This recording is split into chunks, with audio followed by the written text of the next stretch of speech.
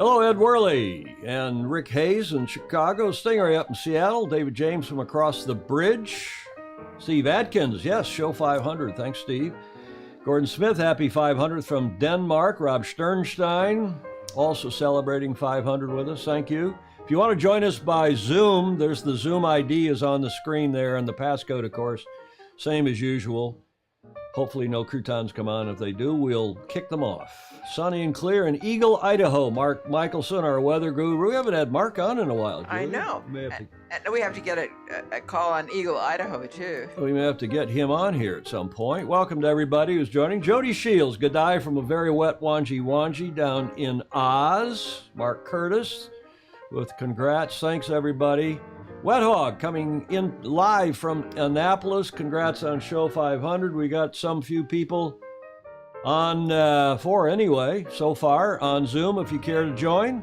In the meantime, let's get this show on the road. 5, 4, 3, 2, 1.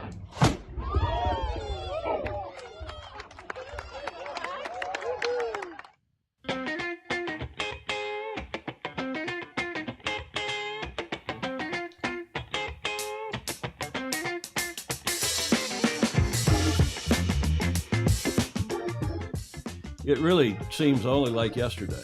Yes. Especially with the pandemic intervening. Yeah. We started this 5 years ago in June, right? Yeah. 5 years ago in June, we started doing those pre-shows for the America's Cup, for the Bermuda America's Cup, and everybody said, well, this is a good idea. Why don't you do, after the Cup's over, why don't you do some more? Yeah. I don't know if it's a good idea or not, but we've now... Yeah, but 500 later. 500 later. Yeah. Hi, everybody. Welcome to TFE Live, our show, number 500. It's a special show. We're doing it on Monday. We'll explain in a moment why. I'm your host, Tom Eamon, of course, here. We're at the Beach Street Yacht Club Studio V, as usual. We did start, though, Julia, when we started this out, we were in Studio A. Yes. Out in what is the America's Cup Salon here at the Beach Street Yacht Club, of which you are Commodore. Yes, indeed. I trust you're well? I am. Now, do you want to explain now why we are doing the 500th show today and not tomorrow? Yes, because I've been called to get a tune-up. You're having a tune-up. Yeah. So you're going into hospital tomorrow. That's correct. So that's why we moved the 500th show today. We're still going to do a show tomorrow. Yes. And we got David James, whom I'll introduce at the end of the show. David James is he won't fill your shoes, Of but course he will. he's coming to sit in your seat. At least he's a Stanford boy. And he is, and he's very smart. Lifelong sailor, member of St. Francis, San Francisco, and the Royal Hong Kong Yacht Clubs. He's on. Welcome, David, and welcome to all of you for our, as we said, the 500th show, for a special show on Monday, the 28th of February. If you want to join via Zoom, we've already got 5 folks on there. I see Hamish Ross has joined since Mary Jude and a couple others. Welcome to all of you. We'll get them on, and they will be commenting if and as they like. If they don't want to comment, that's fine too. And we want to, again, say welcome to everybody to what is, age is just a number, right, Julia? Right. And show numbers are just a number as well. But, yeah. Go ahead. But there are also notches. In our what's? Our belts. Notches in your scarf. Yeah. The only problem I have with David James coming on for you in place of you tomorrow and Friday, at least, is that I'm a little worried that he may not be very good at finger wagging. Well, his mother will have taught him. Well, I hope he's good at that. This week, we are now doing our special 500th show today on Monday. We've just explained why, and that's because I just couldn't imagine doing it without Julia here. And since she's going to be out of action for the rest of the week, and maybe into a little bit into next week, we'll see.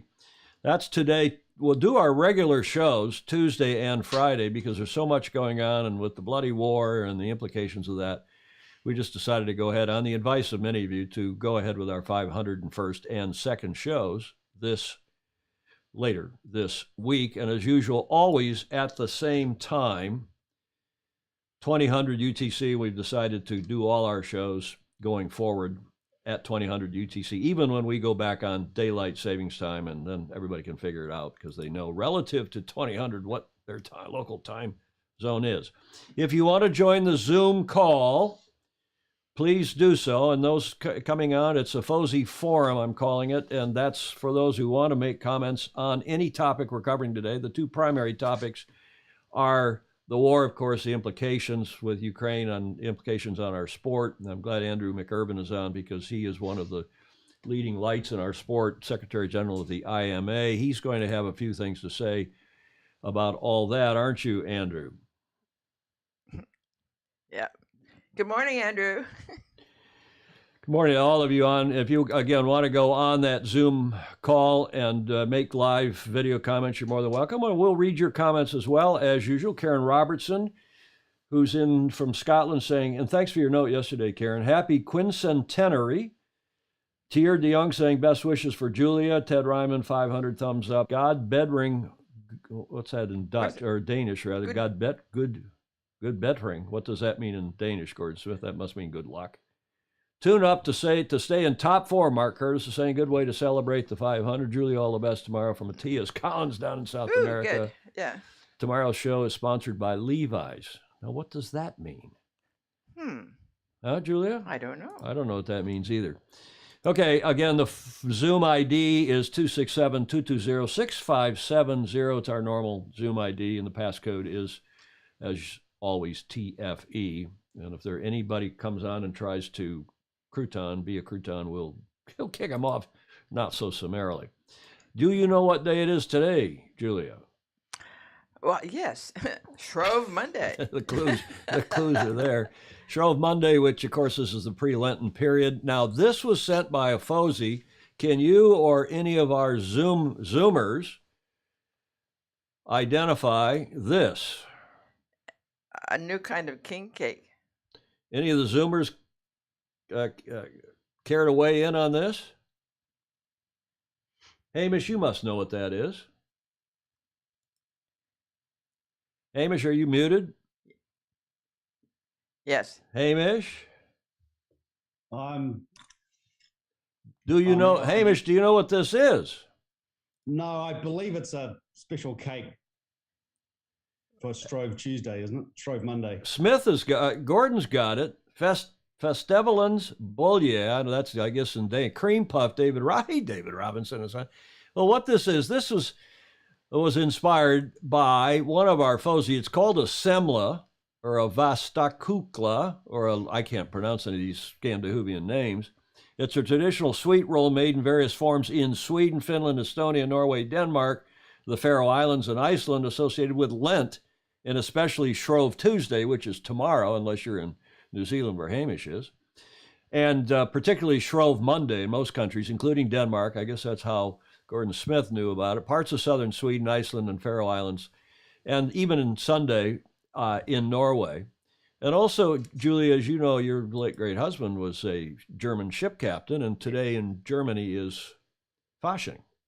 Oh, yes. Right? Yes. On this Monday. But this was sent, inspired by, the picture wasn't, but he did send me some pictures.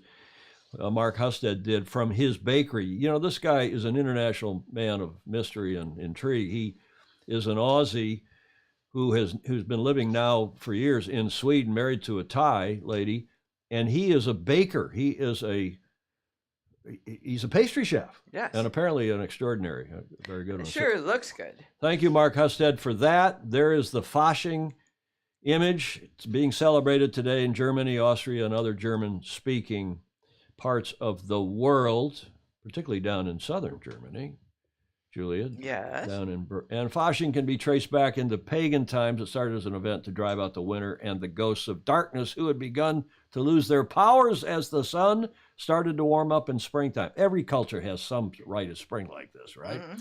Rituals in these areas include processions where people generate lots of noise and masquerade with horrifying face masks in order to scare away the ghosts of winter, and at the same time avoid their revenge. Mm-hmm. It was also a festival to honor the goddess Freya and to celebrate fertility of all good things with the beginning of spring. And again, that happens all over the place. Hamish Ross, you will remember what takes place in 19 days in Valencia, Spain, where we all used to live. Yes, Tom, fires. Again, a similar sort of a festival to banish winter and welcome the sun. And shoot off a bunch of fireworks. Probably one of the noisiest places on earth outside the Ukraine. Well, Ukraine right now. Hamish, I remember being there, and the first couple of years, you think, oh my God, this is cool. And you go downtown, and you and I and others would go downtown when the America's Cup was there. And then after about the third time, you say, I think this is a good time to get out of town. Yeah, Jody Shields is, say again, Hamish? We used to call it Beirut. Jody Shields is saying that, tomorrow's show is the Levi show because it's the 501. Speaking of which, Karen Robertson made a great suggestion, and we are going on the 505 show. Guess what? The way we featured the 470 class in the 470th show, we're going to feature the 505 class. On 505. On show 505, when that's coming up in a week or so. Yeah, good. Otherwise, these festivals, and particularly in Germany, I noted when doing the research for this segment, the Fasching festivals, they've turned them from being Mardi Gras style celebrations into protests. And this was just one such. The floats apparently over the weekend or the last few days have been converted into protests against President Putin. I don't know who this Nawalny is, but nonetheless, I thought that was kind of cool. There's somebody being roasted there. Spit roasted. And I don't know. But tomorrow, of course, in New Orleans and many other places, it is Fat Tuesday, i.e. AKA Mardi Gras. We hope all of you this week are celebrating appropriately, notwithstanding what's going on in Ukraine, as they call it.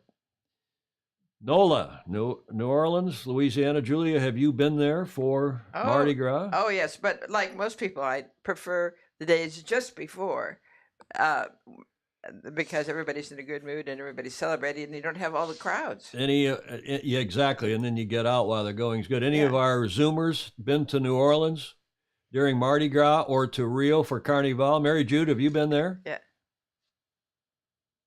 Are you muted, Mary Yeah. Jude?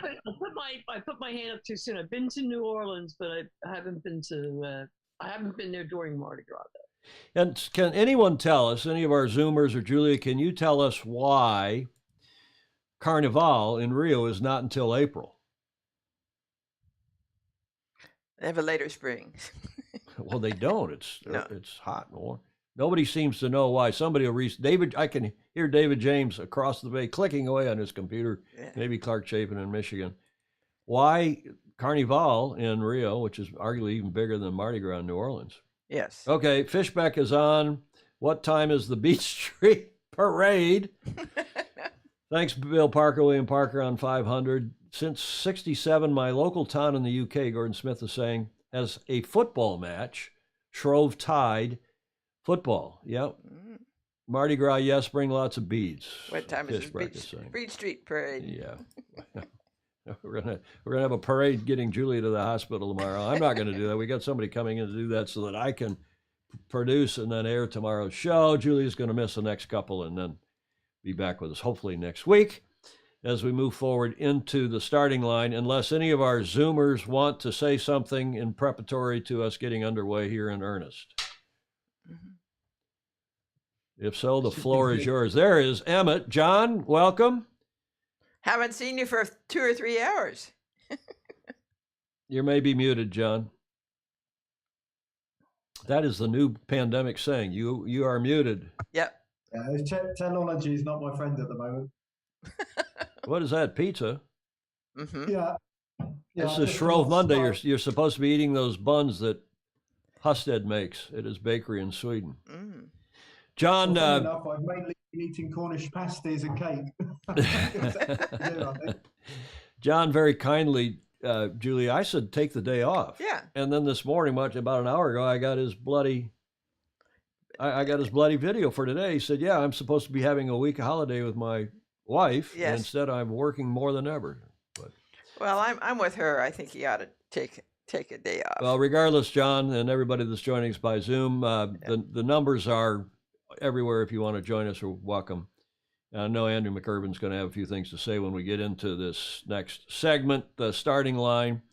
But I do want to thank our guest from Friday's show, Rhodey and Lucas. Special thanks, came on in the midst. He's, of course, Ukrainian. Luckily, he said, well, the good news is, Tom, I'm in Florida.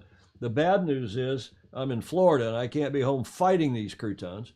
His kids are with him, so that's the good news, too. Rodin, of course, is a Ukrainian yachtsman, merited sportsmaster, silver medalist in 2004 in the 49er class, also the world champion in that class 05, and European champion, yada, yada.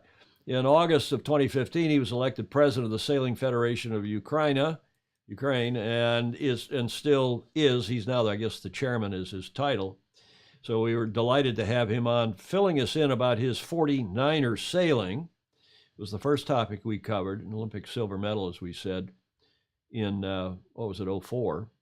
And then world champion after that. And since then, he's developed this new yacht called the Luca 30. It's an offshore one design. He thought it might be the double hand. He was hoping it would be chosen as the Olympic double-hander for such an event if it were to take place. That's not obviously going to happen now, as you all know, in Marseille coming up. But I wouldn't be surprised if we have, Julia, an offshore one design event in LA in 2028. Yes, There's I a think lot so. of push on that. John Sangmeister, among others, is very keen to do that, and I hope we can, here in the U.S., pull that off. Maybe the L30 will be used, maybe not, but it's also a terrific match racing boat by all accounts. Yes. And we also, of course, ended up talking about his home country and the situation, the dire situation there. It's even much worse now than it was on Friday. It's hard to believe, but with columns of troops closing in on Kiev. I haven't seen the news now in the last 40 minutes or so, 45 minutes, but the president, Volodymyr Zelensky, has inspired his country. I think a lot of people are giving him full marks for, what did he say, Julia? I don't know when they was offered a ride out. I don't need a ride. I need ammunition. I need ammunition. I need missiles and ammunition. So the guy's been inspirational. Bravo Zulu to him. We also talked about the Antonov, and we were talking in the context of what's the implication to our sport, because we're trying to figure this all out last Friday. And there was a report then that the Antonov AN-225, the biggest plane in the world, not the ones that have been used to transport the America's Cup boats around, but that it had been destroyed, turns out not to have been true then. However, on Sunday, apparently the Russians did bomb the hangar at the airport north and west.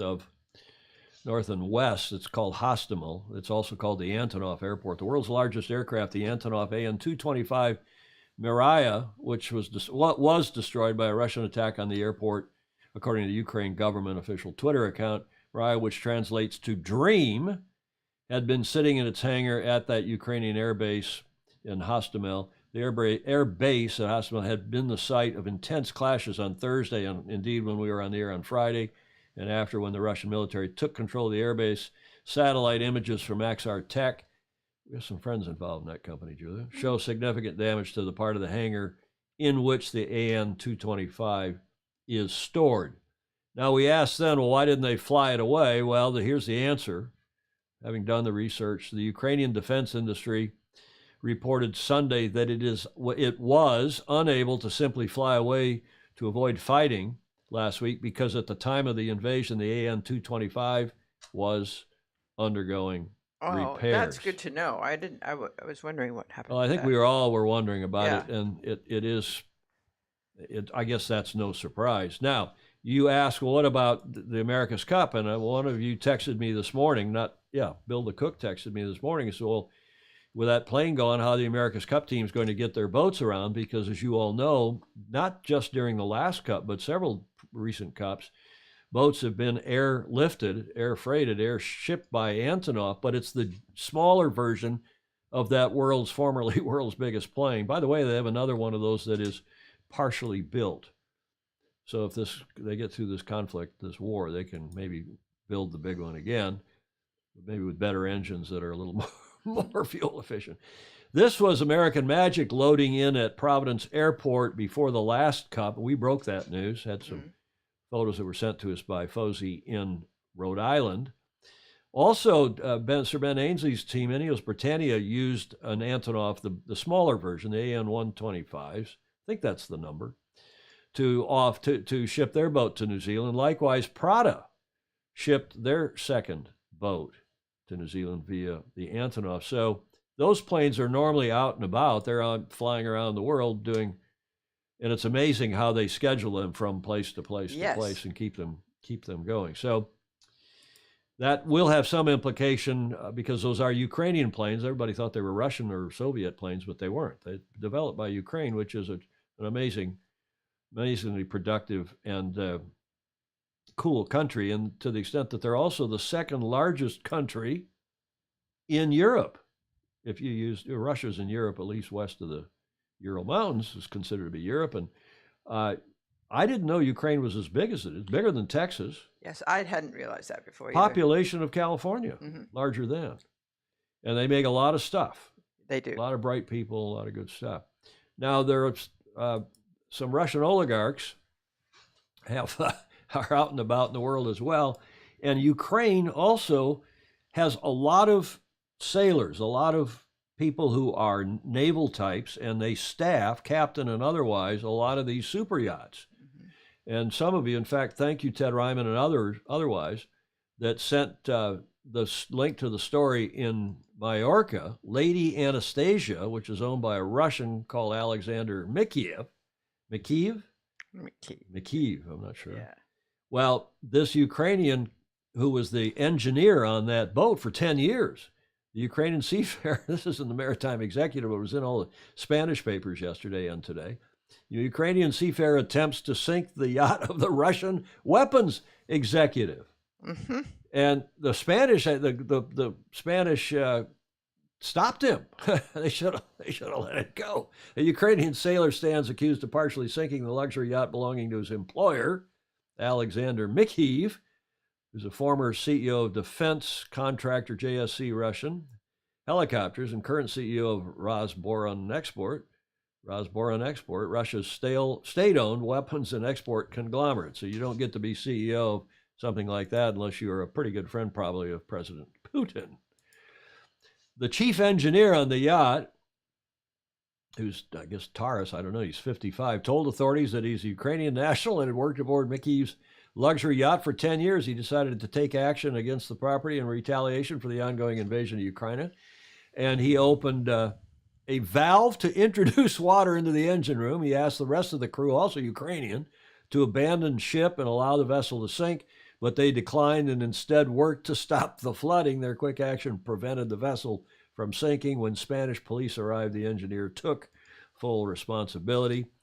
Interestingly, the Lady Anastasia, it's built in 2001, 157 feet in length, yada, yada, and apparently that the engine room, the power plant, is wrecked, has been wrecked. He not only let seawater in, but he did some other stuff to it. But I understand that boat, Hamish Ross, was built in Auckland. And it's a Kiwi boat, part of your super yacht industry down there. Spanish authorities are attempting to confirm the identity. Well, they all know who it is. This was the Maritime Executive trying to be polite, all the papers. Engine room is toast now. Yeah, I suspect, Yarvahe, you're right. Taras is not a hero, Victor Felice says. I wonder why Victor thinks that. He would have succeeded if he'd shut off the bilge alarms in advance, Fritz Mueller saying. Thank you, Monica Diaz. Thanks, Fritz Mueller.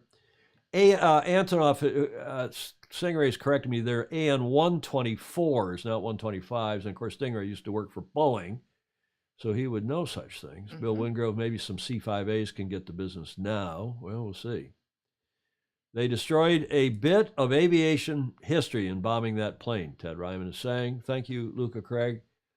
Great bunch of followers. You're saying, yeah, we do this for the FOSI and the fun we have with all of you, the FOSI. And thanks again to Ted Ryman for sending that story, that link. Also, since Friday, we were debating what would happen with sanctions, whether the Western Europeans would ever come to grips with would agree with the U.S. and some of the others in trying to kick Russia out of the SWIFT system.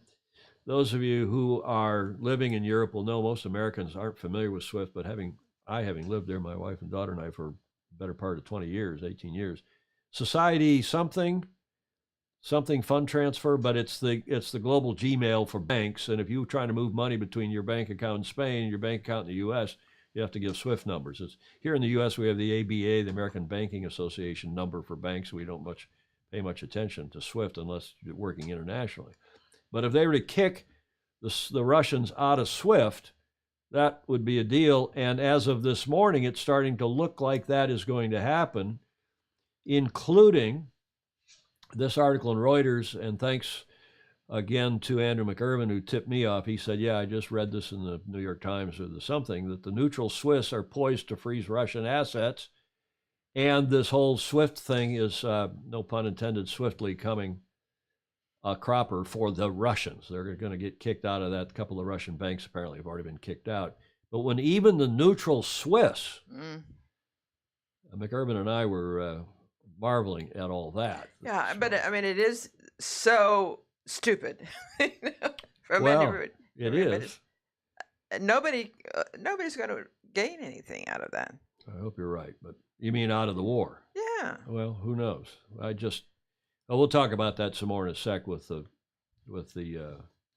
Fozy who are on via Skype. If you want to join via Skype, I see Gordon Smith has joined now. Zoom rather. Thank you. I don't have the Zoom number up, but here again, if you want to join, the Zoom ID is 267 220 6570. 267 220 6570, and the passcode is, no surprise, TFE. I don't know if this guy, the ink we're getting here is that he's crazed, that he's lost his mind, and you're seeing all these people are coming on now and saying, oh, he's lost his mind, he's out of his mind, this is a big problem. Well, who knows what he might do? He's threatening, he's spun up their nuclear forces. I don't know if he's threatened to use things like tactical nukes.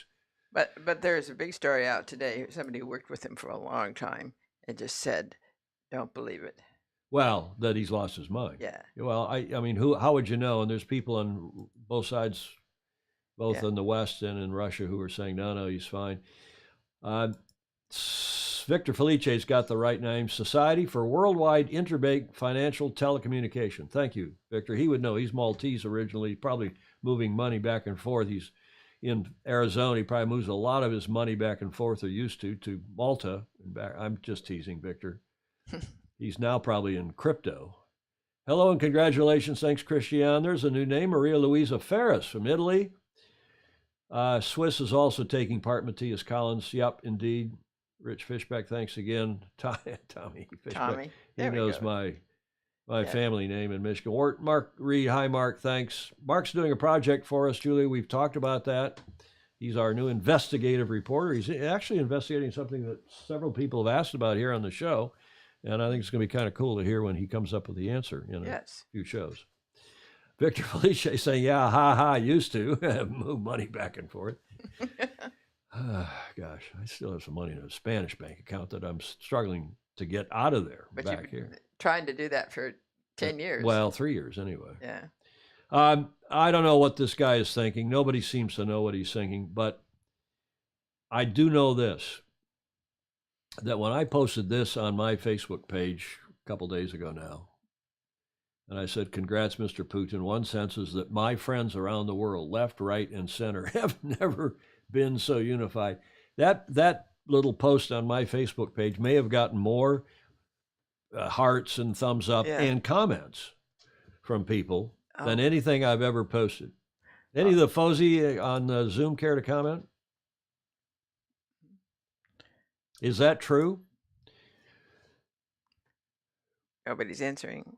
I think it is true. I think it's very true. It's a shame it takes something like this to make that happen. Yeah. Christopher, is that you talking?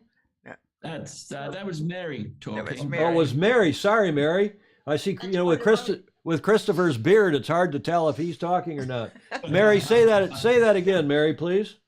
No, I said I think your statement was correct. And it is just a shame that it takes something like this to have that happen, to have more people come together. So that's essentially what I was saying. Christopher? I would agree, most certainly correct. We've really got to pull together and get through this as quickly as we can. You're in Leamington, Christopher? That's correct, yes. Okay, well, we appreciate you and the others joining. Anybody else want to comment on this and agree or disagree? Gordon, what do you think? Are you seeing that in Denmark? All your lefty commie friends are agreeing with all your right redneck friends? I think can you hear me? Yep, loud and clear. Can you hear? Yeah, okay. Loud and clear. I think the situation is shocking and deeply serious. I've been extremely impressed at how Denmark as a country has responded, and the Danish Red Cross and people reaching out and driving down to Poland to collect people and accommodating them in their homes. That's a process that's been going on through 2 or 3 days now, and I think Putin. I think he may be a little bit unstable, actually, but it's my personal view. But I think also he might be a little surprised at the the way he unified people and how there's such a unified response as to say this just isn't right, and then actually doing something about it. Yes. Well, when the Germans start sending arms. And I don't know if they're actually sending arms or allowing others to transport arms through Germany to get to the east. It is pretty amazing. And I think, as Yar Vahe says here, he's united all civilized. He's united all civilized people. Go ahead.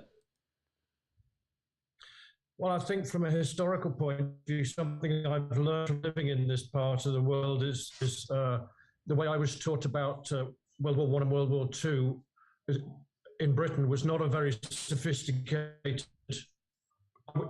educational process. I didn't really learn what was going on, and obviously you get the important parts. But when you read the deeper stories, I can quite understand Germany's reluctance, and I think that their change of mind is remarkable. It was a country that was very determined that it shouldn't get back into this game at all.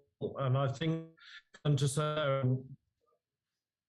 maybe us not being armed has been part of the problem, but I don't think so in this case. But I think their response is very meaningful. Well, I agree. Julie Ahrens agrees. We know that Putin is not smart. The world is unified against him. Well, one can only hope. And that, as I said, that post that I put up, and I certainly, Julie, it's certainly true in my case. I mean, you're talking to people not all over the city and country, but. Right.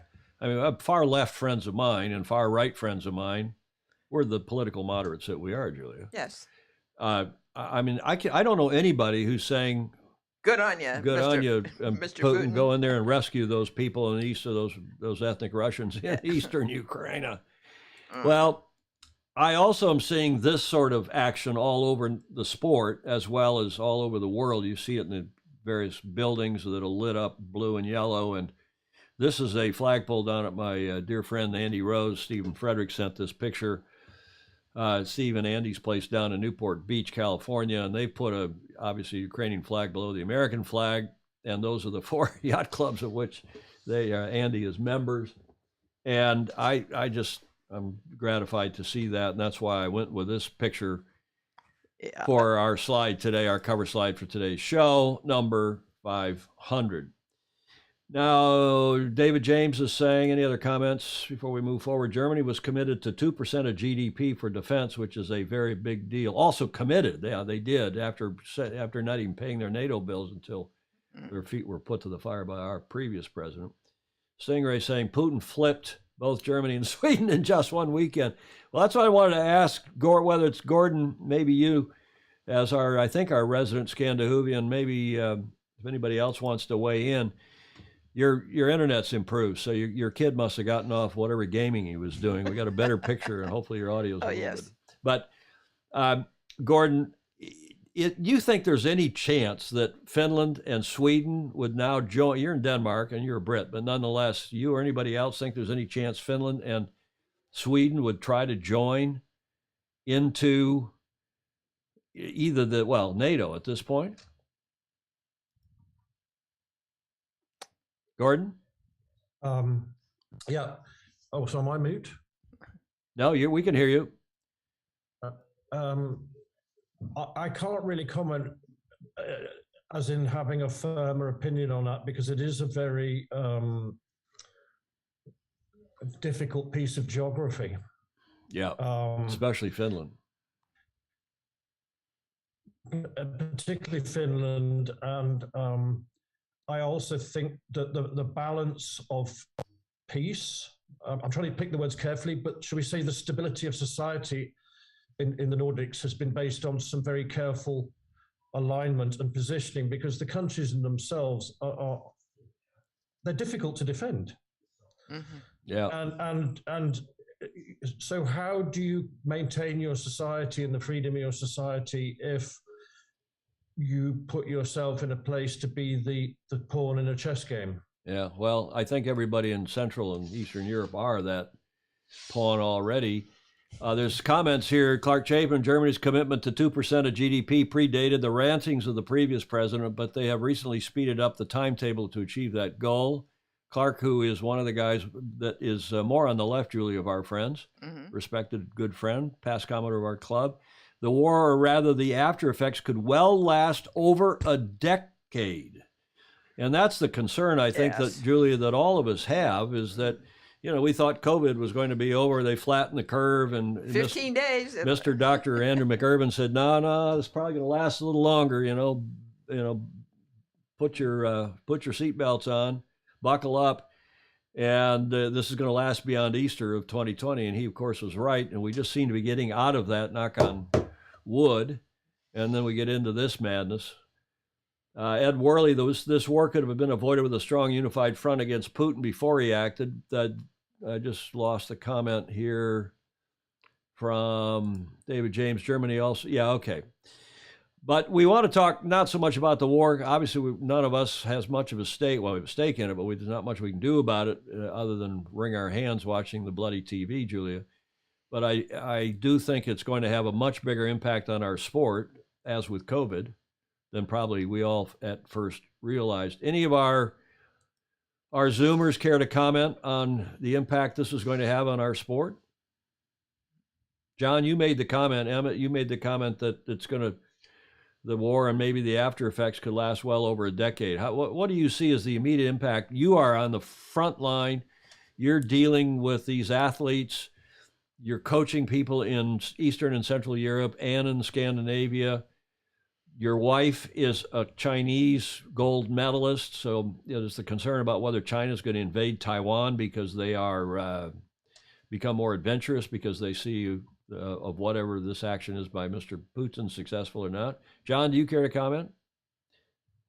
Well, I probably can't say a lot more than I said last time on the show, but I hope the quality's okay, because Cornwall's absolutely lovely, but I don't think they've invented internet here, so I'm doing my best. But I mean, what you said about COVID, it's really true. The ramifications for this are going to go on for years and years and years. You think how long Russia was in Afghanistan, or how long it took to tear down the Berlin Wall or whatever. And I do worry about the relation with China, because maybe there's an agreement there that China will support Russia if Russia ends up in isolation and we're back to good old Iron Curtain days, which I only vaguely remember from being young. So it's a pretty unprecedented time. I'm not that keen to go to Romania at the moment to coach, because it's all a bit close for comfort. But World Sailing did put out a statement, and there aren't major championships in either Russia or Belarus. But my newsfeed at the moment is full of organisations saying that basically Russia won't be sailing or doing their sport under the Russian flag. So I think that's probably fair at this stage, because it's well, we're going to talk about that, and I have the statements, the World Sailing statements, and get into that in a moment. Just go back to the comments here. Gordon Smith, there are a number of countries that are in it. Yeah, we're talking about the Baltics, Estonia, and so on. That, and they're great sailing countries too. Ed Worley, Putin has restarted a Cold War that will use limited military actions and economic weapons. Very sad. Well, the weapons being aimed at him and Russia are pretty strong, stronger than I thought they would be at this point. Julia, what else? Mark Curtis, unfortunately for 2 generations, people who spoke of these potential atrocities were marginalized as conspiracy theorists. I'm so sorry for Ukraine, they pronounce it.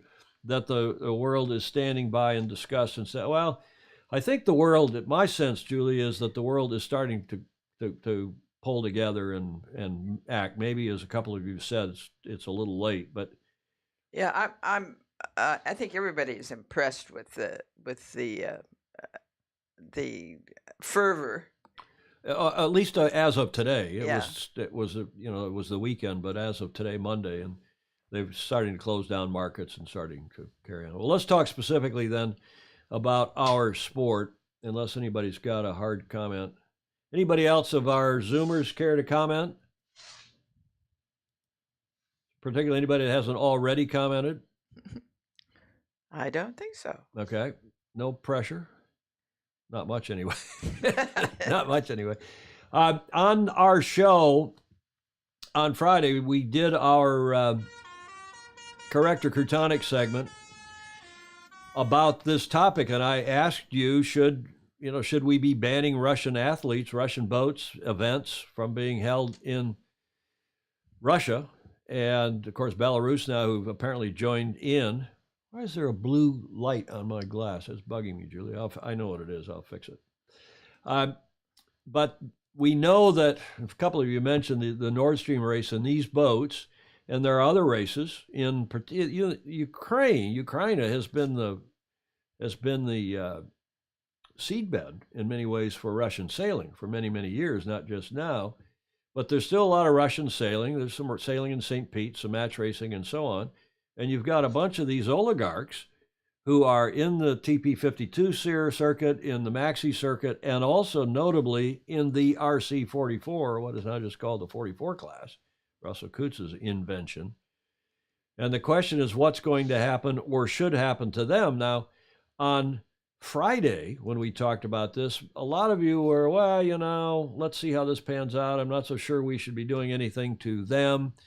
They're innocent pawns, or at least the people that are crewing on the boat and drawing a salary, whether it's Comanche or whether it's Scorpios, which Andrew McIrvin had in his RORC transatlantic race and then in the Caribbean 600 race. What should we be doing? And prior to Friday's show, one of you sent a very hard, strongly held view, a tough view, said in tomorrow's show, this was Thursday night, he sent it, he said, you need to publicly shame Russia and all Russians. Comanche should be banished from international yacht racing. Scorpio should be banished from international yacht racing. Sail GP should not go to St. Pete. All of this should stop now. Russia should not be allowed in polite company. They should be mocked. We should roll up their children, the children of the oligarchs, that are here studying and send them home or send them to Kiev. And by the way, Julia, that was also interesting. We learned why, maybe those of you watching who didn't see Friday's show, why it's now being called Kyiv Right. instead of Kiev. Yeah. And the answer was? One's a Russian pronunciation and one's Ukrainian. The Russians called it Kiev, exactly, and that's why we've all been calling it Kiev. But the Ukrainian pronunciation is Kyiv. Yeah. It's kind of, there's a second paragraph, a second syllable there, but Kiev, it comes out. It seemed to Kyiv. change overnight, and I was going, I wonder why that happened. Well, and I know. Rhodey and Luke answered that for us. Yeah.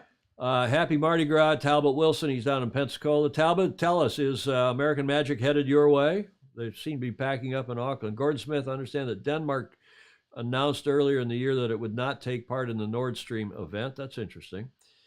Stingray, while I understand banning Russian teams from a variety of sports competitions, I do have a touch of sympathy for, we all do. Absolutely. For ordinary Russians. Yeah. Emmett saying, my thought would be no competition under Russia, no flag or anthem. You always feel sorry for the innocent athletes. They are collateral damage at war. Yes, but what about the not so innocent oligarchs who are there because they're buddies of Putin, they're protecting Putin's power, and they're rich beyond imagination as a result? So that's what we discussed on Friday, and I don't know how your views are today, but this is going to continue for this Correct or Crutonic segment today because it's on the tip of everybody's tongue. As we reported on Friday, Poland, Czech Republic, and Sweden had then refused to go to Russia for upcoming World Cup games. Now we hear today that the UK has joined those countries in this initiative. We also heard that Formula One, after first wringing their hands a fair bit, had a meeting Thursday night with the drivers and some of the stakeholders and so on, they decided that they would indeed pull the Russian Grand Prix out of Sochi. So that is not happening. And then today, the IOC, who initially had a fairly, shall we say, lukewarm response to this, they seem to be getting, maybe as when I was talking to Andrew today, he said, like Europe, they seem to have grown a pair. IOC calls for a ban of Russian and Belarusian athletes in international events. So not just taking events out of those countries, but now banning athletes from those countries from participating in international events. Indeed, news reports today, summary here, the IOC on Monday urged sports organizations to ban Russian and Belarusian athletes. As we just said, the big picture, the IOC said a ban is needed in order to protect the integrity of global sports competitions and for the safety.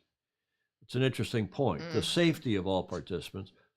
I'm not sure if you were in some place that was not all that safe, Julia, that you'd want to be out sailing around Scorpios or Comanche if you thought there might be somebody, like that Ukrainian engineer in the neighborhood who wanted to take action against those boats, and there was some collateral damage, God forbid.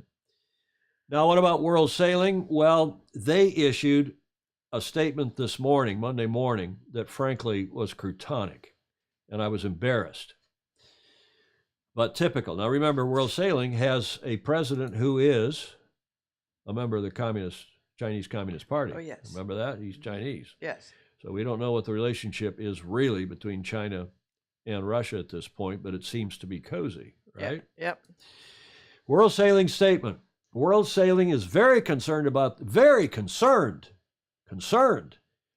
situation in Ukraine, and we are troubled about the safety of our friends in the Ukrainian sailing community. What about all the others? Sport can be a force for good, bringing competitors from around the world together, united by the values of equality, inclusion, and respect and fairness. Yeah, okay. World Sailing joins many international sports organizations calling for an immediate end to all hostilities and a resumption of dialogue for a peaceful resolution in place of military action. There are no World Sailing organized regattas planned to be held in Russia or Belarus in 2022, and the executive board are supporting the relocation of training and education events in Russia. And I think what they meant to say is education events in Russia to outer Russia, but they didn't say that. We remain in contact with all member national authorities, blah, blah, blah. So, excuse me. Okay, they're weak. I was going to, and I didn't because I knew Julia would then wave her finger at me. I was going to put a big thing of piss up here and say this is weak as piss, weak as warm beer. But then I realized the Brits like to drink warm beer, and then I didn't want to offend them. No, never mind. Okay.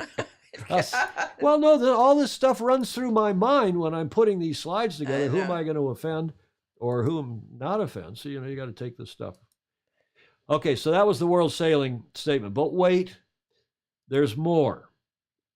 Just before we went to air, World Sailing because they were contacted by the IMA. I know Andrew McKerven said that the RORC, others had contacted them and said, hey, what's our sports policy? Do you have a policy? So I was going to ask all of you, is this statement correct or cretonic? And I think I would know what the answer from all of you is. Then they put out this email just before we went to air, this email from the World Sailing Office. As previously communicated, the official World Sailing statement has been published on our website. That's the one we just read you. We have received several requests from our global sailing community focusing on two specific areas, participation and representation, meaning coaching and so on, of athletes and officials in upcoming events, and athlete safety at events. World Sailing will respond to these and make any wider recommendations from tomorrow, Tuesday, following the World Sailing Executive Board meeting. Didn't know they're having one, but they are. And the meeting with the IOC president. They must be having a virtual meeting, all the presidents and the CEOs, the executive directors of the sports federation. Right. Please see today's statement by the IOC Executive Board, which we've already summarized for you in that press report a few minutes ago. So after doing that, and then any discussions with other global sports leaders, World Sailing is closely monitoring the situation and may adapt its recommendations and measures according to future developments. Okay, at least they've done that. At least tomorrow, one can hope that after their executive board meeting, Julia, after whatever else goes on, they will have some kind of a more forceful statement, because others with, especially, okay, FIFA is corrupt. We understand the soccer world, the football world. But with the IOC doing what they've done, with others, Formula One and so on, doing what they have done, the soccer teams, with Abramovich apparently having, he owns Chelsea, right? And he's been kicked out of that for at least temporarily, put in some kind of a trust being run by the board. Okay, what do you all think? Let's go to our Zoomers. Any of our Zoomers have a comment first? First crack. Is it correct or Croutonic? Forget about World Sailing. We all agree the statement was Croutonic, and their email is a placeholder until their meeting tomorrow. But the question is, really, should Russian athletes, boat owners, officials be banned from participating in international events, and Belarusians as well? Any of our Zoomers care to comment? I think politics aside, I'd say, in all honesty, no. We want, excuse the language here, but bums on the gunnel. People sailing, people out racing. It affects people's livelihoods. There are paid professionals who are out there to race boats for these owners. And okay, yeah, there are the politics issues, but actually they're there to do a job. So let's keep boats on the water. Okay. I think that's a responsible view. Anybody else from our group? Our Zoomers? I always worry about the sailors themselves. Well, of course, we all do. Who wants to comment? Somebody else? I already put mine in the comment, but I thought that a halfway house was no participation under the country letters, country flag, no national anthem, that type of thing as a halfway. But it's such a complicated thing, and it's not going to be 15 days, it's going to be 15 years. So I hope you're wrong, but I'm afraid you're right. Wow. Here's a news flash from Yarvahe. Monaco clamps down on Russian assets.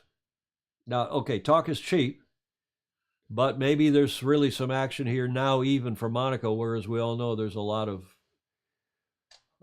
the Russian plutocrats are located there. Leone Vitali, Russian boats and owners must be banned from all sporting events now, or World Sailing must be stripped of its Olympic status by the IOC. World Sailing, weak. Notice, not weak as it's weak. Thierry de Jong, anyone representing Russia in our sport must be banned. Bill Wingrove, how much of the sailing translates back to Putin? The commercial pro teams that use Russian money should be banned. Amateurs, I'm not so sure. See, that's something I could get behind, Julia. Blake Middleton saying, yeah, the World Sailing statement was indeed embarrassing. We're going to talk about Malika in the America's Cup in a sec. Fog Machine. Hello, Fog Machine. I think that's Jack Captain Jack, isn't it? John Schaefer. World Sailing can't even get their website to work. Not really a driver in world politics. Ed Worley, this is the type of feckless handwriting that leads to allowing tyrants to abuse power. Gordon Smith, I like his comment especially. I like all these comments, and I think Christopher Gillingham's comment was fair as well.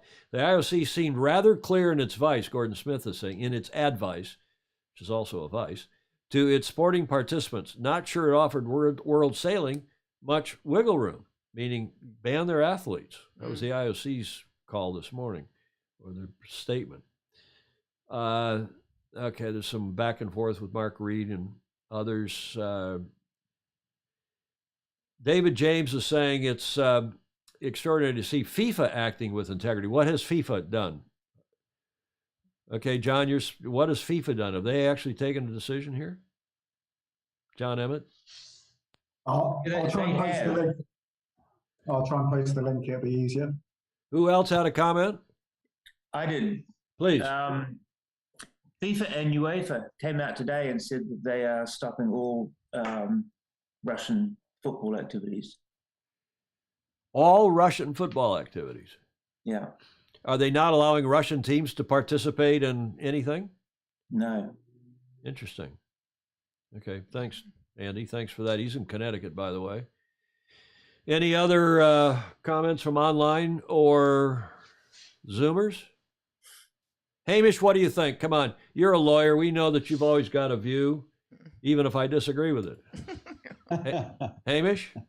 Yeah, hi, Tom. I mean, I meant to say a well thought out view, even if I disagree with it. And Lord knows I've disagreed with you sometimes over the years, but I've also had very strong, unified actions with you too. Yeah. Look, it's a bit hard for me to comment. We're at the other end of the world. We don't see we see very few Russians down here. So any ban or boycott has very limited impact down this part of the world. Hey, But come on. You built that Crouton's boat. Your super yacht industry, that was something called Sensation Yachts, if I remember well. They went bust in about 2009 or so. Oh, they did. So they've been around for nearly over a decade now. But look, my view on the matter is I think the world's got to be unified and speak with one clear, very clear voice. This is completely unacceptable.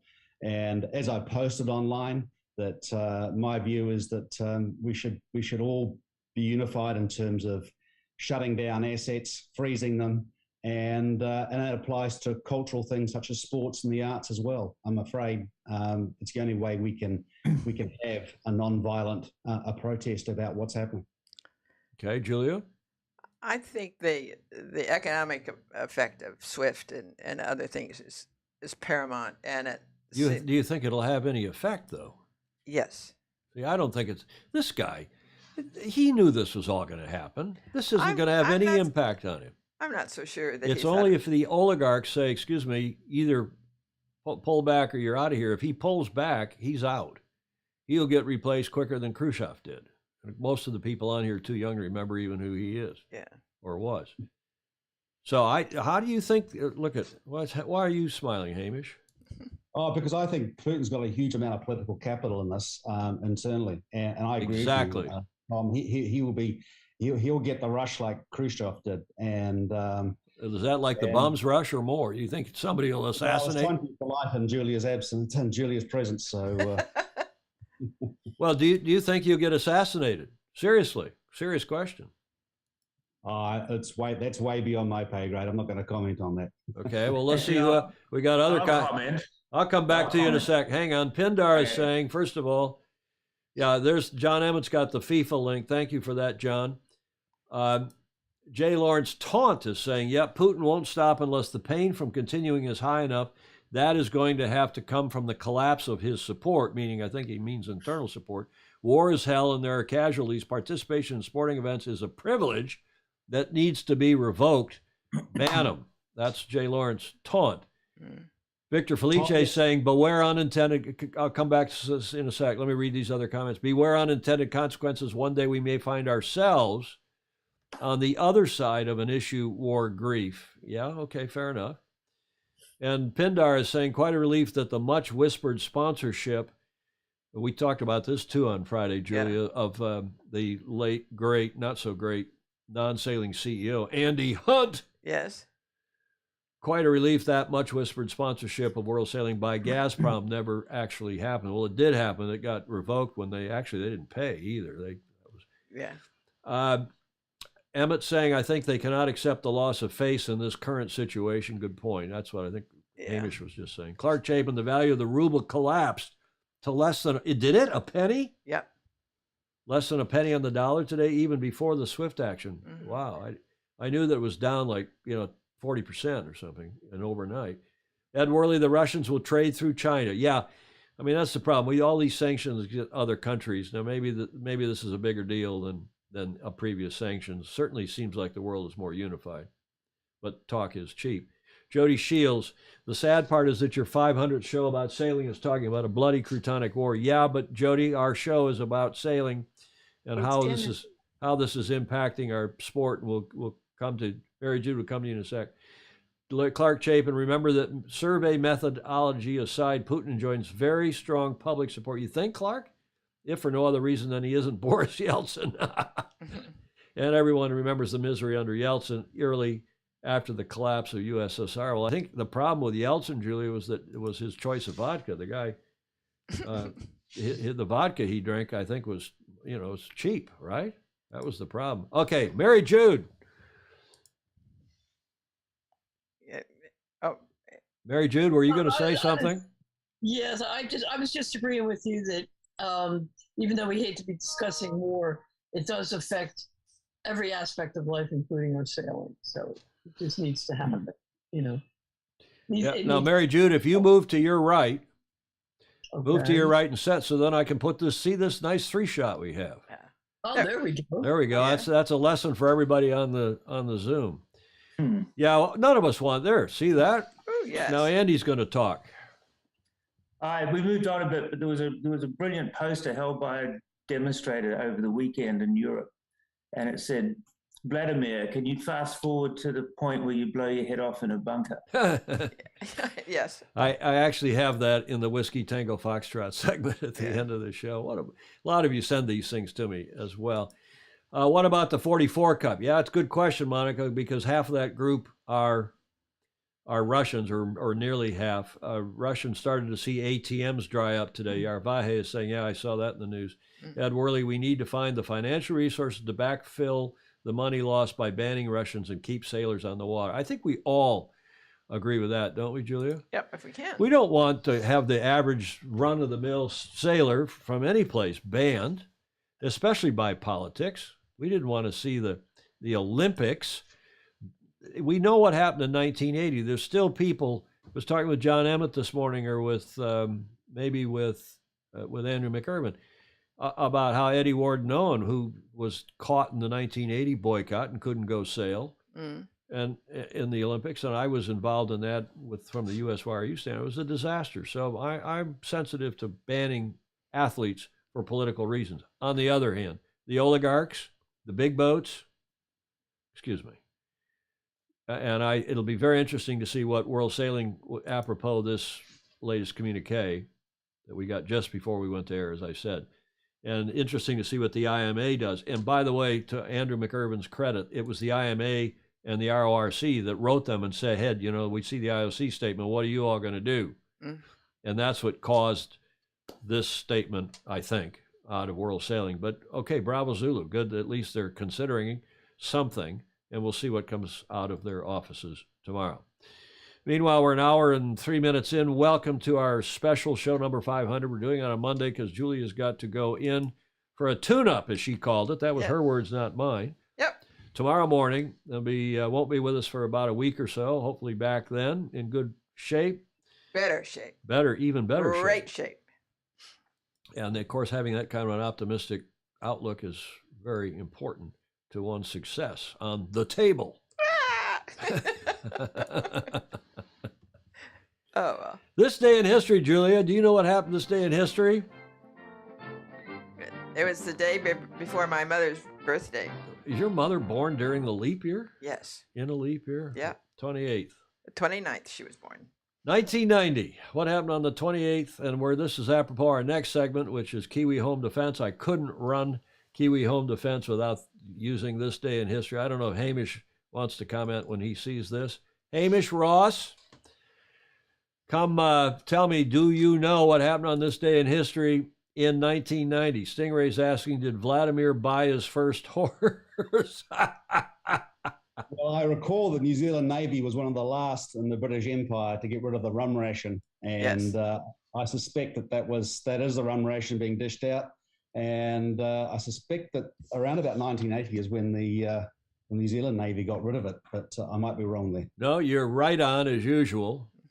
That was going to be the second hint, was the crest of your Royal New Zealand Navy, and it was actually, Hamish, believe it or not, 1990. Ed Worley's got it. He says rum rations.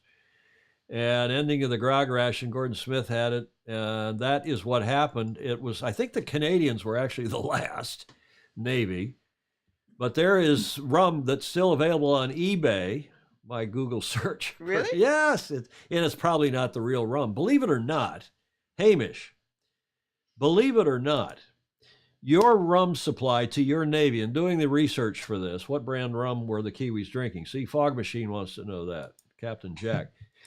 Originally, it was some like Brandenburg, some kind of rum out of the UK. It was Jamaican rum. Then when the Jamaican rum literally dried up, then they got it from the UK, some kind of rum that maybe was Jamaican rum coming through the UK. But you know who for a while supplied your Navy for about 10 years with rum? And maybe Brandenburg was actually some Australian rum purveyor. Oh, that's Oh, good. it's probably Bundaberg. isn't Yeah. it? That's it. Bundaberg, That's yeah. it. Do you know that rum? Sure. Do you know that rum, Julia? Absolutely. Hamish, do you know that rum? Yeah, it's a great place. It all comes from Queensland. How can you possibly justify your Navy having been supplied by Aussies for rum? Oh, we'll make an exception for the rum. Andy Green is on here. Hello, Andy. He says Pussers. No, not Pussers. Pussers was issued to the Royal Navy. Yes, indeed. Bundaberg fog machines got it. It used to be, it should be only used topically. Yes, I was going to say it makes great, great sauce for oh gosh. What? You think it out while Andy Green is saying, hi, darling. I think he's talking to me, Julia, not to you, but hi, my friend. Andrew Pindar, happy birthday, Andy Green. Oh, is it his birthday? Happy birthday, Andy. Happy birthday. Steve Gruber is saying Bundaberg, worst rum ever. Alistair Murray. Hello, Alistair. He sent us a very nice note down in Thank Melbourne. you, Alistair. Bundaberg Mother's Milk. That's Yes. local to him. Absolutely. Gordon Smith, overproof Bundy and Coke is a real party starter. Joe Holtzman, it's also a great paint remover. Direct application for toothaches, Ed Worley is saying. Yeah. Yes. Stingray, why is rum so associated with navies and sailing? Well, there's an answer to that too, Hamish. Do you know that answer? No, but I was going to offer some other piece of information too, is that when they used to dish out the rum rations, the junior rates had to drink their rum straight away, whereas the warrant officers, the petty officers and co could accumulate their rum ration and they could drink it at their leisure. So I thought that was an interesting little facet of history. That is all true, and moreover, you could also accumulate your bread and wheat or whatever your other. You could you get allowances of this or that, and you could not take that in lieu of taking sugar and lime, because they mixed the rum with water to cut it, so the guys were only half drunken instead of full drunken. Yeah. But, it's Rick Hayes saying scurvy. Is that why Rob Sternstein Bundy is the best? No, apparently, Hamish, the reason is, you have to center yourself a bit too, Hamish, there, and to the right. There you go. Yeah. And then a little less headspace, please. Well, we've coached you in the pre-show lots of time. There we go. But apparently, originally, it was grog. It was beer. And then the beer didn't, well, first it was a lot, for the same amount of alcohol, you had to have a lot more beer. Yeah. Well, that wasn't good. And then also it didn't last as long. It turned stale or something. So they discovered that rum lasted a long time and they could cut it with water. And that was it. Now you look pretty good. That's a good 3-shot, a good split screen, Hamish. Okay, any other comments? Hamish, anything else from you on this topic? Oh, well, I know Captain Cook, for example, went ashore several times during his time in New Zealand and Australia to brew beer. And, they used to use local plants and things to make a brew. Is that right? Yes, it's true. Well, I guess. And Emmett has chimed in here about scurvy, as has Cassie Hudson. John Emmett, of course, Brits had limes, which are not as good as lemons, hence the phrase limeys. Mm-hmm. Is that how the Brits, Hamish, do you call the Brits limeys? No, that's an American term. No, it's an Australian term, isn't it? No. You call them palms. What do you call them? Yeah, palms usually. So we call them limeys. Is that right, Julia? I'm so in tune with Australia that I call them palms too. Yeah, Gruber's correcting me. Steve is saying, I don't think grog is beer, it's watered down rum. Yes, Yeah. and there was some admiral whose nickname was Old Grog, and that's how they got. Okay, enough on. I never thought this segment, Hamish, would go this long, but thank you for your intuition there and knowledge. This is the University of Sailing Illustrated, as Yes. Peter Stevenson likes to call it, a.k.a. Pedro Foiling Sailor. And Hamish, to your point about the date, on September 1, 1862, so during our Civil War, the United States Navy abolished the issue of spirits. 1862, 11 years after the America's Cup. But it was not until July of 1970 that the Royal Navy, the UK, stopped its issue. It was found that the ancient ritual of issuing rum to sailors had lost its place on board a modern warship full of the latest electronics and weapons. Yeah, you think? Really? The Royal New Zealand Navy, however, I editorialize, continued the tradition of issuing rum passed on to it by the Royal Navy, but it was not until the 28th of February, 1990, so what, 22 years ago, well, 32 years ago, that the RNZN issued its last tot. Yeah. Hamish, final word to you. Well, I like that picture, particularly with the rating with the big bucket there. Yes. That picture. Well, that's yeah, if you take the cover off, you'll see the rating there with a bucket with an expectation of getting a good top. Yeah. Yes. Julia, any other comments here? Only that it was a great sauce for cooking anything. You know, and Hamish, I've told you this story. When I was introduced to the New York Yacht Club, in the process of becoming a member, you go for the interviews, and you know, I went in, and only Commodore Anderson, Harry Anderson, could drink Scotch. That was okay. He was past, he was Commodore, but in fact, he wasn't even the Commodore yet, but he was Harry Anderson. That's right. And the late great Harmon Hawkins told me, Tom, if you come up to the bar, and I ordered a glass of red wine or God forbid, a Chardonnay. I don't know what I ordered. Yeah. And he said, you've got to order Mount Gay rum. Yes. Yeah, in a pinch, you can have a dark and stormy in honor of our Bermudian friends, and you have Goslings and so. But Andy Green, who's on here, will vouch for me. The drink at the New York Yacht Club is Mount Gay rum, and it's not. I said, okay, I have a Mount Gay rum and Diet Coke. And Harmon Hawkins threw his haste. Oh my God, don't do that. Yeah. Never put Diet Coke in. I said, well, how about orange juice? Can I have Mount Gay and orange juice? He said, for sure not. Bestimmt nicht auf Deutsch. We take Mount Gay on the rocks. Yeah. Maybe, like you like to have with your drinks, maybe just a thin film of water on top to help break that initial. Yeah. Hamish, how do you drink your rum? I like the Dark and Stormies. I think New York Yacht Club serves one of the best Dark and Stormies in the world. So does the Royal Bermuda Yacht Club. Even better. I think it ruins the taste of the rum. It's too sugary. That's right. Okay, now we got some other comments. Emmett is saying, due to the mix of sponsors, I've had more than a few Mount Gay and Red Bull. Oh, that's awful. Ugh. Vodka Red Bull is almost as bad. Posh, port out, starboard, home, Palms, prisoners of Mother England. That's when RNZN received its first modern weapon.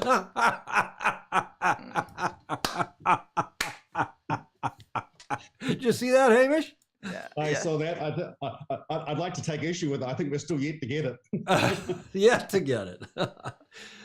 Sailors that want to talk about rum, go figure. Yeah. Thanks, Patrick Dyer, and thanks to Gordon Smith is saying, India Pale was created for the British Army and expat population in India. Unlike previous methods, India Pale Ale survives in the bottle. Okay. Any other comments, Hamish, from you or any of our others of the Zoomers so far about this topic? Christopher Gillingham, you've got to have a comment on this. Well, I used to live in Hamble, which was we have a pub called the King and Queen, which is the sailors' pub or the rum pub. Fantastic pub. Forget how many varieties of rum, but my gosh, can they pour a good punch. Still to this day? Still to this day. Janet and a team run a good ship. You know, I'm really not. It's nice to see you. I've talked to you. You're always on here commenting. It's nice to see you in video and wearing a blazer. I mean, this guy's is correct, Julia. Look at this. Yes. Huh? Likewise. I found a little bit of American Cup vintage. This is a Harkin tie from 2003.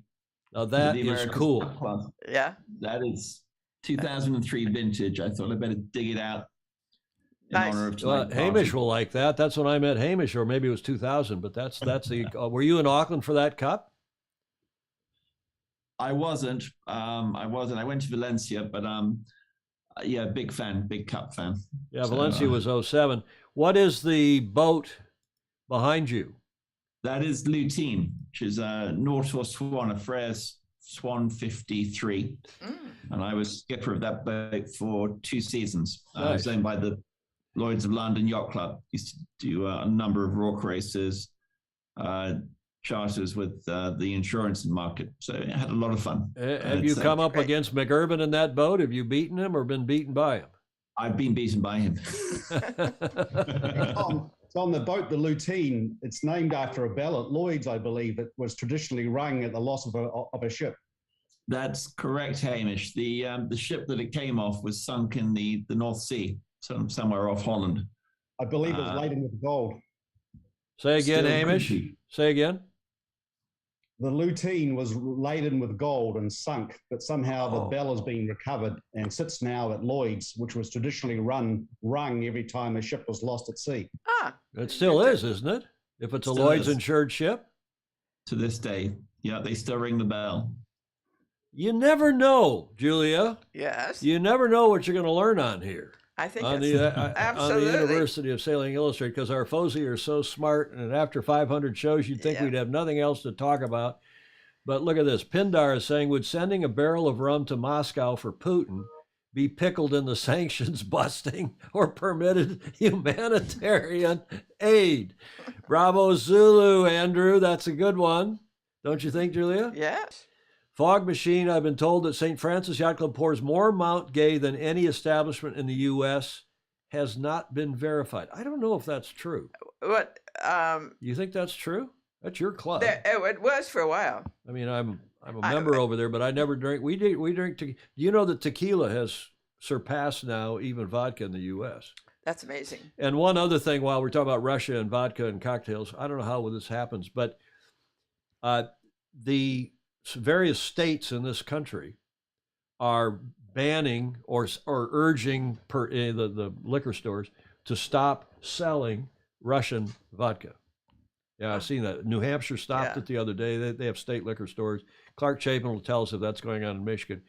You know, there's a real penalty on people other than Russians. You can't get Russian vodka here in the U.S. Okay, any other comments, John Emmett? The 500 show, I was really expecting a toast or two. We can toast later on. Not true. Pewaukee Yacht Club is #1, Blake Middleton is saying. Yeah. Pindar, just good to switch from vodka to tequila. Well, it's lower glycemic. That's why we switched. And amazing about that bell, Stingrays. Yeah, that bell's been going on. I didn't know it was named after that ship. And then we find out that the ship that was there in the background of that shot. Interesting. What other comments here? Mount Gay is a very good rum for the price. Andy Green is saying, I did once win my weight in Gosling rum in Bermuda. Oh, yes. You see that comment's up above. Hello, Commodore Hart. Charlie Hart's on with us. Ted Ryman agrees with me. Mauer agrees with New York Yacht Club. Mount Gay should be drunk. Drunk. Yeah. Today I drink. Yesterday I drank. I have drunk. Should be drunk or drank? Neat. Drunk. Okay. People forget there are 3 and really 4 Mount Gays. Well, yeah, but let's don't get into the weeds on silver and gold and. Yeah, but they're hugely different. Well, I know there's probably more than 4 even these days. I don't think so. Andy Green's a Mount Gay expert. Julie agrees, straight up. Julie Aarons is saying. Okay, enough of all that. Andy says he can't drink it anymore. Why not? Have you stopped drinking, or you just stopped drinking Mount Gay, Andy? Where the insurance industry was born, indeed. Okay, I'm going to carry on, and that spawned a much longer segment than I ever imagined.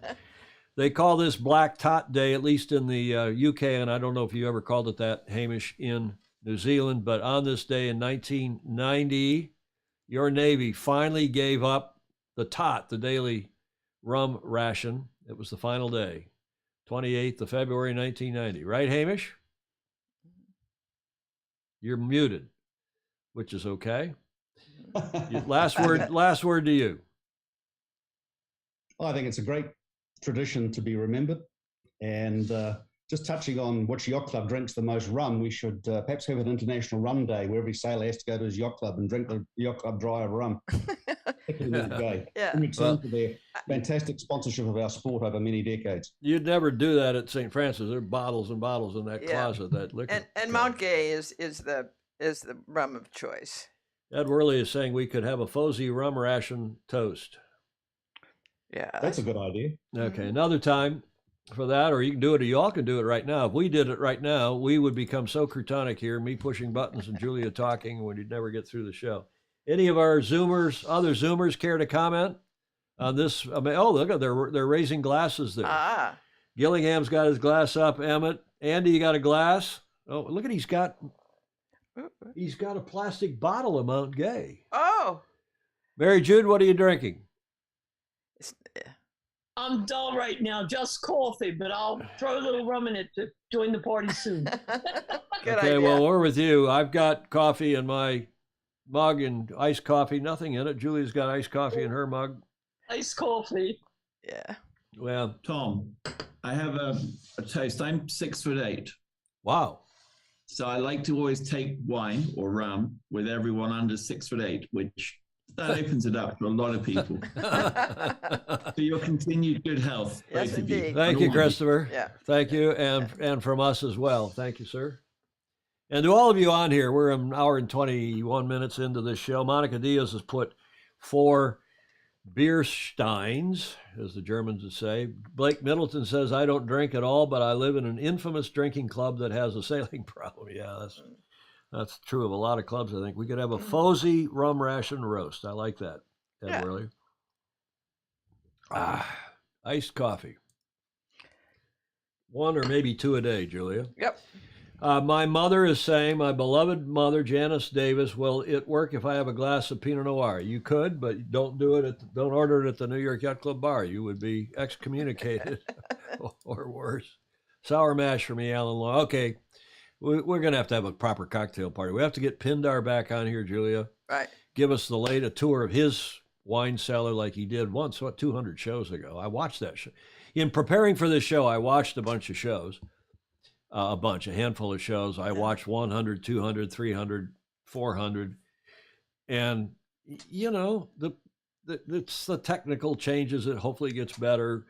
But the whole Fosey interaction has gotten a lot better. And the Foseys are Yes. as Really the best fabulous thing. as they were in show 1. Yes. And again, as I said, we started this before the Bermuda America's Cup because there was no pre-show. When I'm talking with Andy Green, who was doing a lot of work in Bermuda and in other cups. And here in the U.S., there was no pre-race show on TV, so, in fact, around the world. So I said, okay, to hell with this. Maybe there was one in New Zealand, maybe 1 or 2 other places. I will do a pre-race show. We started out putting our iPhone on a tripod in front of myself and with a TV screen next to me. That's when we were in Studio A. Yeah. Julia would come sit in the chair watching and help and read the comments. And when I would have a brain fade, right, you would say, no, you didn't mean that the Clark Cookhouse is in Auckland. The Clark Cookhouse is in Newport, Rhode Island. She still does that to this day. Thank you, Julia, for all you do, these 500 shows. And then we gradually improved the show. We got in here to Studio B, where we now are here at the Beach Street Yacht Club, and we got some lower thirds. This is now a 4-camera show. 1, 2, 3, and then 4, which is, I'll point it out here to you, is this camera up here hung from my mic boom, and it shoots this TV screen on which we always display the slide. So you can see the slide, and if I want to be, as you know, most of you are regulars, I can then point to this wonderful shot that was a sailing shot. One of you sent to me, and it looks like the Ukrainian flag. So we're in solidarity, to use the Eastern European, Central European term, the European term. Interesting that Ukraine wants to join the EU also. The EU wants Ukraine to join. So this could end up having exactly the reverse of what Putin thought, right? Good. This may come out of this, may unify the world in many ways. It may end some of this crutonic globalization. It may improve global links. It may stop other despots or make them think twice before they invade somebody else. And who knows what might happen out of this. The human touch. A whole lot of good things. Yeah. And Julia, get your finger ready, because I told my mom I was going to tell this joke. I didn't put it in words. But it's a joke I think my mother actually told me years ago, but I told her I was going to, on the phone the other day, I was going to repeat it. Do you know, Julia, Yes. how you make, what you get when you, sorry, I got the joke backwards. What do you get when you combine a penis with a potato? I don't know. See which of our foesy gets that answer first. What do you get when you combine a penis with a potato? I don't think I want to consider that. Who gets the answer first? Waiting for the comment. There's a race to get the right answer. A dictator. Baton Rouge. Baton Rouge wins, Julia. Oh, there we go. Now you can shake your finger at me and at him. Baton Rouge. Now, Sangmeister's calling in. I don't know why he's calling in, but he's going to end up on the show. He doesn't know it. John, we're live on the show. Why are you calling in? What show? We are live. We're doing our 500th show right now, and you're not watching. I'm hurt. Oh, I didn't know that. Okay, love to Julia. Have a Hold great it. You can't, now that you're on here, there's Sangmeister. You're on live. You got to say something. Yes. I like what Well, congratulations on 500 shows. I know how difficult it is to greenfield a new brand, a new venture, and I want to congratulate Tom and Julia for a job well done. Here's to another 5,000 shows. Oh. God forbid, John. Thank you very much. Yes, thank you. Sangmeister calling in from Long Beach, our longtime friend. He's been on the show. He's a foesy any number of times, and we appreciate that. Monica Diaz is saying hi. Alan Long wanted to know if that joke was apropos flaccid or erect, but Baton Rouge has already gotten the answer. A dictator. Alistair Murray has 55 different rums in his collection. 55? Mm-hmm. I'm not surprised. Alistair Murray is a man of the world. Don't blame your off-color jokes on me, my mother said. Okay, to be fair, she said I could use that joke. We're a little loosey-goosey here. We got 2 more shows to do this week because there's so much going on, but let's move ahead now to the America's Cup because I promised you a segment today really a feature on the Kiwi Home Defence, which is just today, yesterday and today, this weekend, ramped up a big new campaign. It's quite impressive. There's an advertising agency involved now, helping Mr. Dunphy and et al. In this campaign. But before we get into that, and we'll discuss that at some length, I did want to give a bravo Zulu to the America's Cup Village in New Zealand, in Auckland. The America's Cup Village Development has won the gold medal at the ACE Awards. Now, you'll ask, what are the ACE Awards? Well, that is a New Zealand National Organization, Association of Consulting and Engineering Companies in NZ, and they have awarded to the America's Cup Village this highest level of this award for the highest level of innovation and excellence, and results in remarkable outcomes. Mm-hmm. And the judging panel evaluates the submissions, conducts client interviews, and tours project sites. This work is then reviewed by a group of peers, which makes the ACE Awards the pinnacle of achievement in the professional sports consulting sector. And I really thought that was cool. It is. And it's probably true. I mean, it is true. Well, it is true. I mean, it's a bit of a deal. The Wynyard Edge Alliance has won gold at the ACE Awards on Tuesday, the 22nd of Feb, for designing and building the America's Cup Village. This is an article by Richard Gladwell, some of the New Zealand's leading planning, design, yada, yada. So bravo, Zulu, to them. I won't read the rest of that article, but I thought that was great. And so, too, this comment at the end of Richard Gladwell's article, this comment by one of our foesy, Andy McNabb. He commented at the end of Richard's article, and he said, and tell me, why are we throwing this away? I agree. Indeed, why, I would say. And Stingray is saying the Auckland Event Center used by ETNZ, it had been used by ETN's moving out of it, is the nicest AC base I've ever seen. Gruber's wanting to know what got second place. Stingray is saying nice to John Sangmeister. People are going to think we planned that. We did not. John, I think he truly didn't know we were on here. Well said, John Sangmeister. Thank you very much indeed.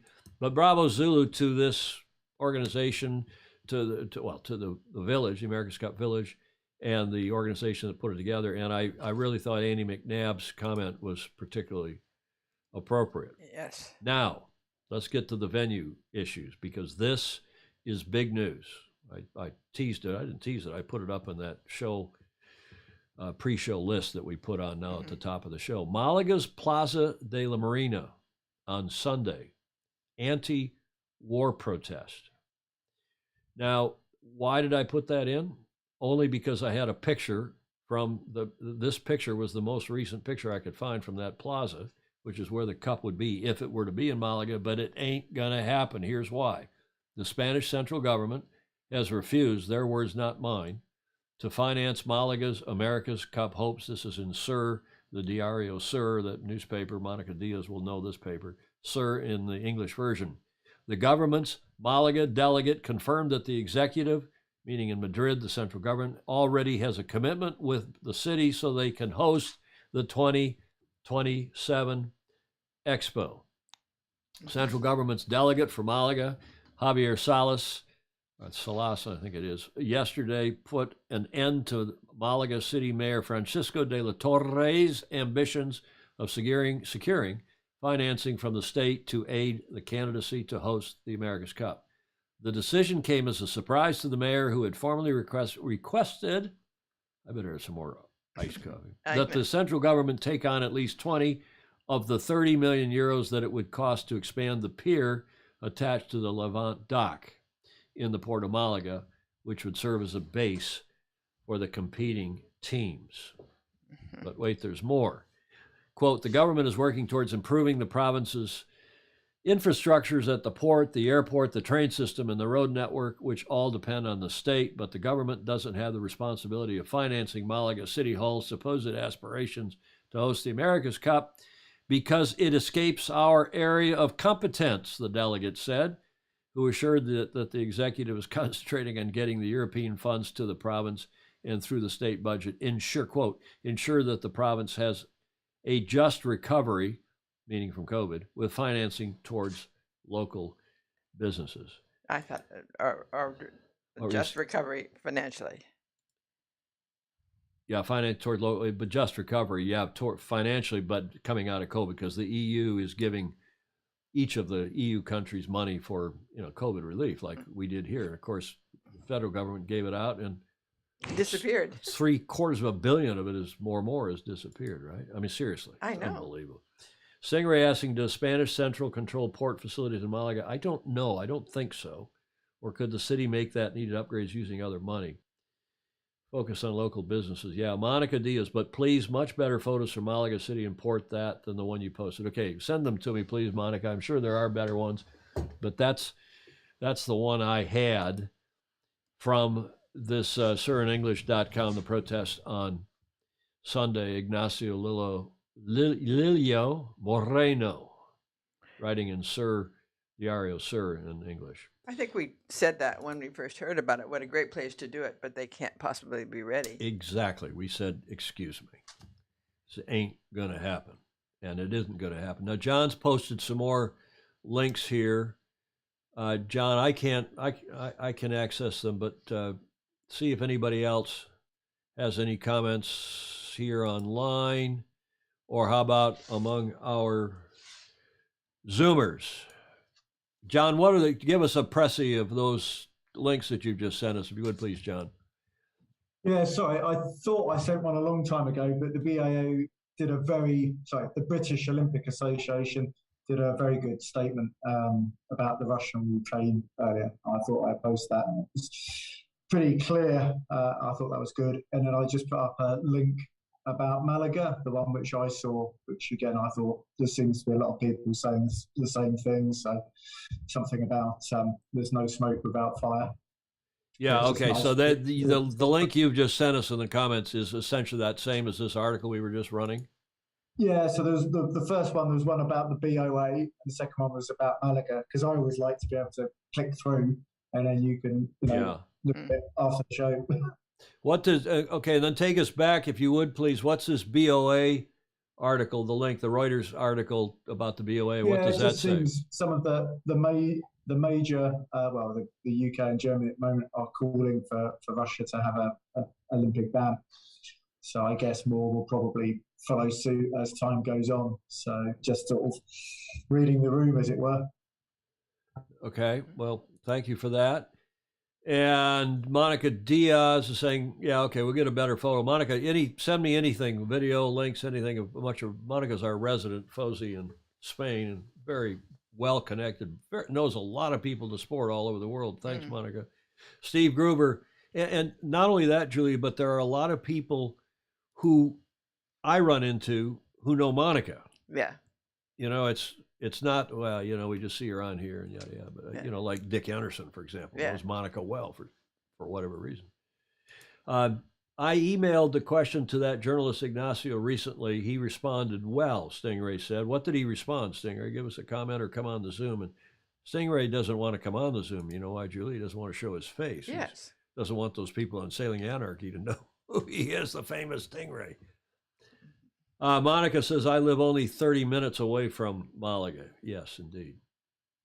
We'd love to have the cup in Malaga, right? Yes. Okay, I'm going to carry on here because this is the now aforementioned several times campaign and it's Richard Gladwell called it, I didn't call it resurrected, but it's been ramped up to stop the cup from sailing away, the New Zealand home of the America's Cup. This is the so-called Kiwi Home Defence. Well, they've obviously punched, that's the wrong word, they've obviously pushed some more money into this campaign. And they have, with the help of an advertising agency, it has really ramped up. And they've started by putting on their website, you can go to it, just Google Kiwi Home Defence. Hold that up again, John. John, hold that up again, that bottle. I'm interrupting the flow here because it's the 500 show. I thought you were holding that for us, but it looks like you were holding that for Lily. Prosecco. Yeah, I was asking her if she wanted the last glass. Sorry. That's more than a glass, isn't it? No. I have a glass. Okay. Well, back to our story. John did say, Julia, that he was going to drink Prosecco and pizza. He's going to have Prosecco and pizza on our 500th show. What a good idea. Monica Diaz now saying, at the end, no problem, we'll stay at home in New Zealand, don't you think? Well, I don't know. We're going to get our Fozy's latest thoughts on all this, but here's this campaign, and they asked on their website, what's your reason to hashtag keep the cup in NZ? Well, there are a bunch of these now that have a couple dozen that have shown up on their website. I'm just going to show you maybe 9 of them. And I'll start on the right. Reason 10, sailing is part of our DNA. Reason 11, hands up, who wants to get up at 3 a.m. to watch us race, meaning if it's in Europe or the Middle East. Reason number 12 there on the left, would you give up home advantage? Good points. Mm-hmm. And then on the far right, reason 13, in pre-COVID times, the America's Cup injected $529 million into our economy. Reason 14, the infrastructure to host the Cup is already here. Yes. Reason 15, New Zealand's tourism and hospitality sectors need your help. Yes. Interesting points. Maybe the advertising agency wrote these. Maybe people wrote in, filled them in. I don't know. Reason 15 on the right, the America's Cup provided amazing education opportunities for children.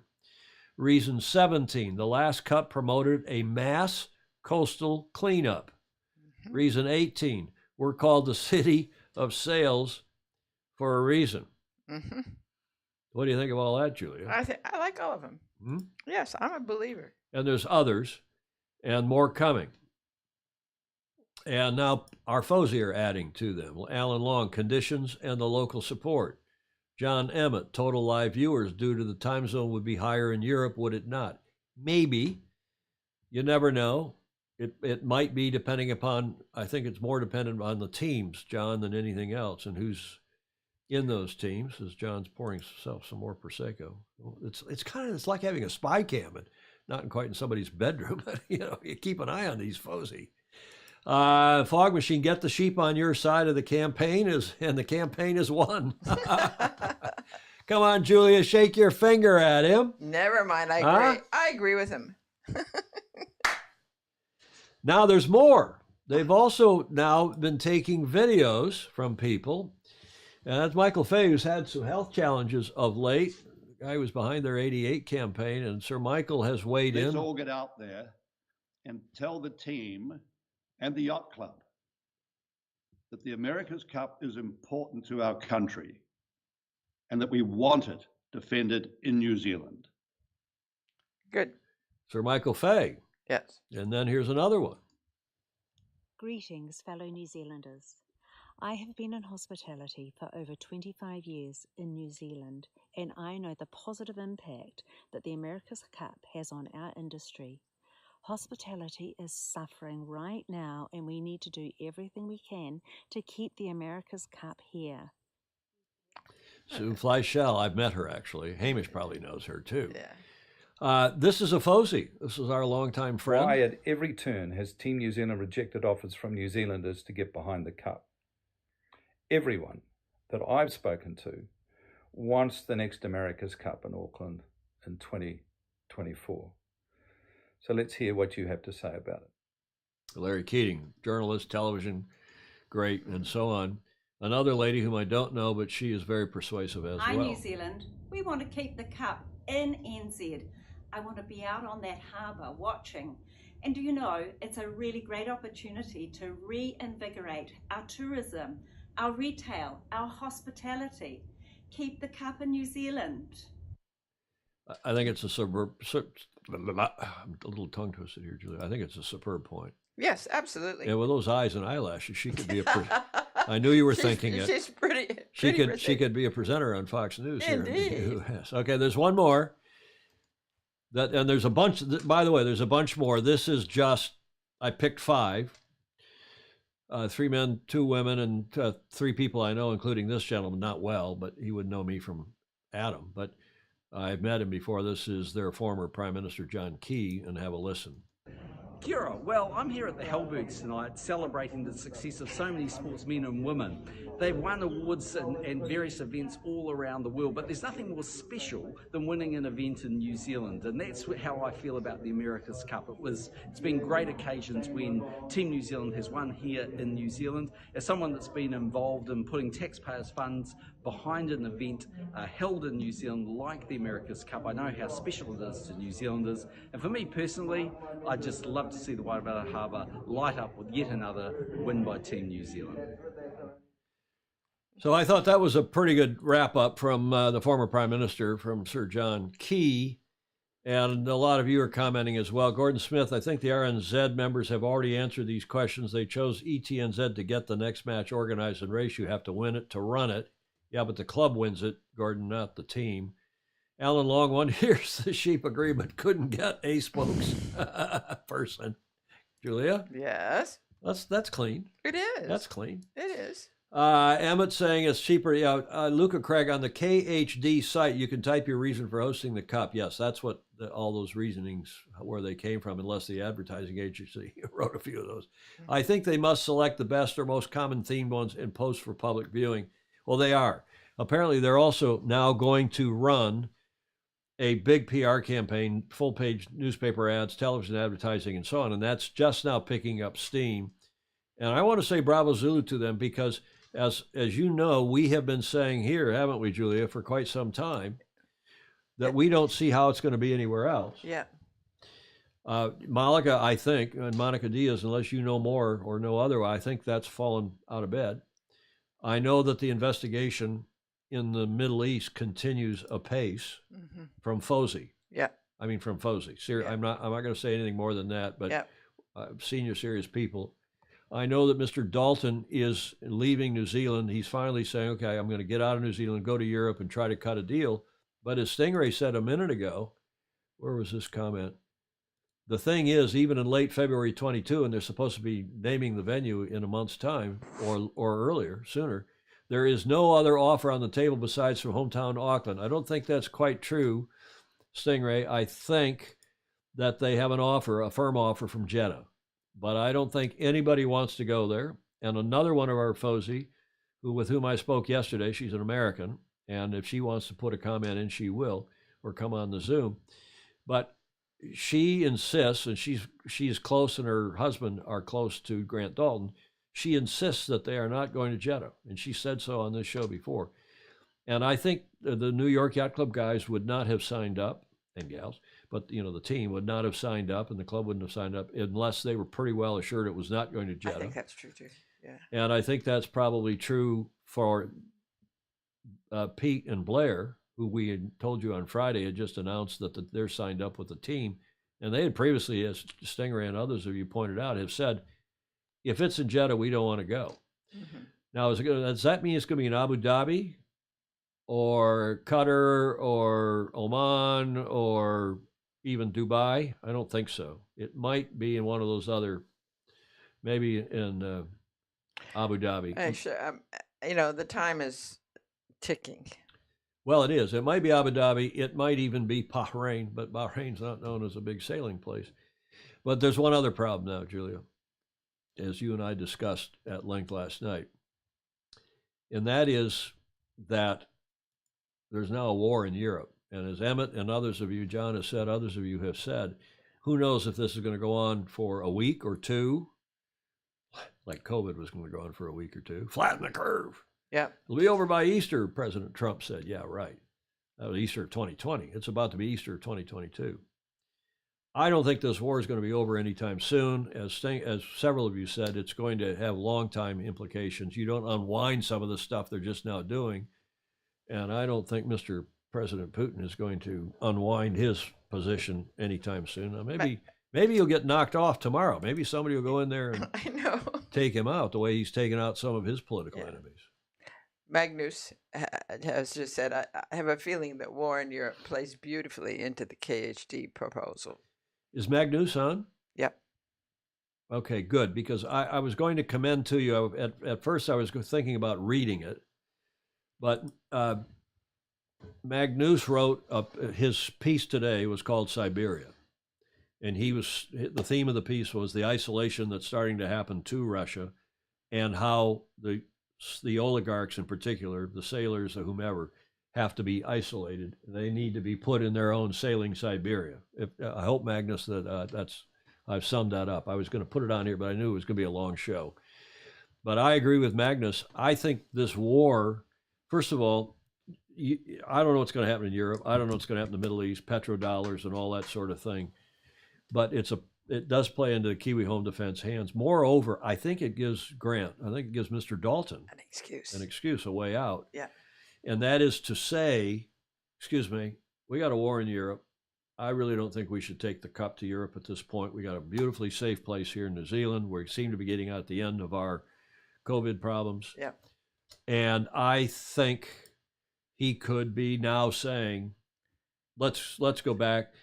But the Kiwi Home Defense people not only have to do PR campaigns, they got to get serious about this money. They got to let Mr. Dalton run the team and not be trying to knock him out of the box, because I don't think there's anyone else who can win the cup and lead that team effort other than Grant and the rest of the team he's put together. Yeah. Get serious, get some money. Now you have an excuse. You now have a chance to reset. Yes. Recalibrate. For good reasons. For good reason. Well, they are good reasons. Yes, they are. So, we thought going to Europe was good, but Malaga's out. It doesn't look like Cork's coming to fruition. So, okay, I'm repeating myself, which I often do on here, but then it's my show. I can do that, right, Julia? What other comments? Now with Ukraine, the Saudis have not helped with OPEC helping the world gas shortage. Why contribute to their sense of greed? Alan Long is saying. Ed Worley is saying up above that. I just missed your comment, Ed. Singer is talking about Malaga with lack of wind. Yeah, they'll figure out the wind. Yeah, there's not much wind, Monica Diaz. You're right. There's Magnus's comment on YouTube. Hi, Magnus is on YouTube. Stingray, my biggest worry about Malaga is that there's almost no wind. Yeah, there's some wind. It's okay. It's not as great. Bill Wingrove will tell you their sailing director at Davis Island Yacht Club is from Malaga. Tom Pace says, no one talks to the problem of immigration into New Zealand for the teams. What I hear from some on several teams is that there is enormous difficulty for teams being able to relocate back to New Zealand. host funding isn't the only issue. Well, I think that's a really fair comment, Tom, because, and he's right, that's one of the reasons why Grant Dalton has been reluctant to leave New Zealand to go do a venue recce, reconnaissance, recce as we call it. So I get that. And that's also, I think, the real reason why Terry Hutchinson is taking, and American Magic are taking their equipment out of New Zealand. They want to be able to use the equipment, sail with it, and they're not sure they're going to be able to do that in New Zealand anytime soon. Tom, can I make a comment here? Please. The New Zealand government has announced yesterday that it is opening up access to New Zealand, firstly to New Zealanders from Australia and then further afield and then to tourists. The Minister of Tourism was on the media this morning indicating that their intention is to get back to normal as quickly as possible. So I don't see that as going to be an issue certainly leading into 23 or 24. And Kim Pannell, who is her panel, I think it's Pannell. Hi, Kim. Nice to see you back on. She's in Auckland. Do you know Kim, Hamish? I'm sure we've met. Well, that's wow, Kim. That's quite an endorsement. How could anybody forget? NZ is about to announce during March borders opening to all international tourists earlier than September, confirming what Hamish says. Tom Pace, there's the answer to our question, your question. Yes, Stingray is saying we need a reset. Didn't seem to work with Hillary. Okay, political comments. What else? Mark Curtis, sanctions are being phased in to allow markets to arrange alternative pathways for their energy purchases. I don't think Putin underestimated this pain. I think you're right, Mark. I'm afraid his long-term gains, as Mark says, will outweigh this. Yeah, I think his petrodollars are going to flow huge into Russia. As soon as we all get over our outrage, after all, he's done this before, Curtis says. Mark Curtis, yeah. Mm. How about Hamish? Anything else from you? And then I'll ask our other Zoomers if they want to comment. Well, I think the whole America's Cup venue matter, the runway the end is in sight. It's now the 1st of March here, and they promised to announce by the 31st of March. Like you, it's hard to see from the material that's being made public where it's going at this stage. I believe all New Zealanders, and particularly all New Zealand sailors, want it to be here in New Zealand. And it just feels like a complete kick in the guts to those who've supported the America's Cup and Team New Zealand for it to be taken offshore. And these are, to use an expression, there is a lot of water to go by before we finally see the decision. I certainly don't see any move from Team New Zealand's part to look more closely at the Auckland option. I think that's disappointing. And where it leads to from there, who knows? Do you agree? We'll get you centered up again and your headspace corrected. There we go. There we go. There we go. A little less headspace, Hamish. Coaching our little closer into this. There we go. We want to see that nice Ralph Lauren polo emblem on your shirt too. It's very preppy. Hamish, do you agree the war is a good opportunity though for a reset? Could the parties? Is it conceivable?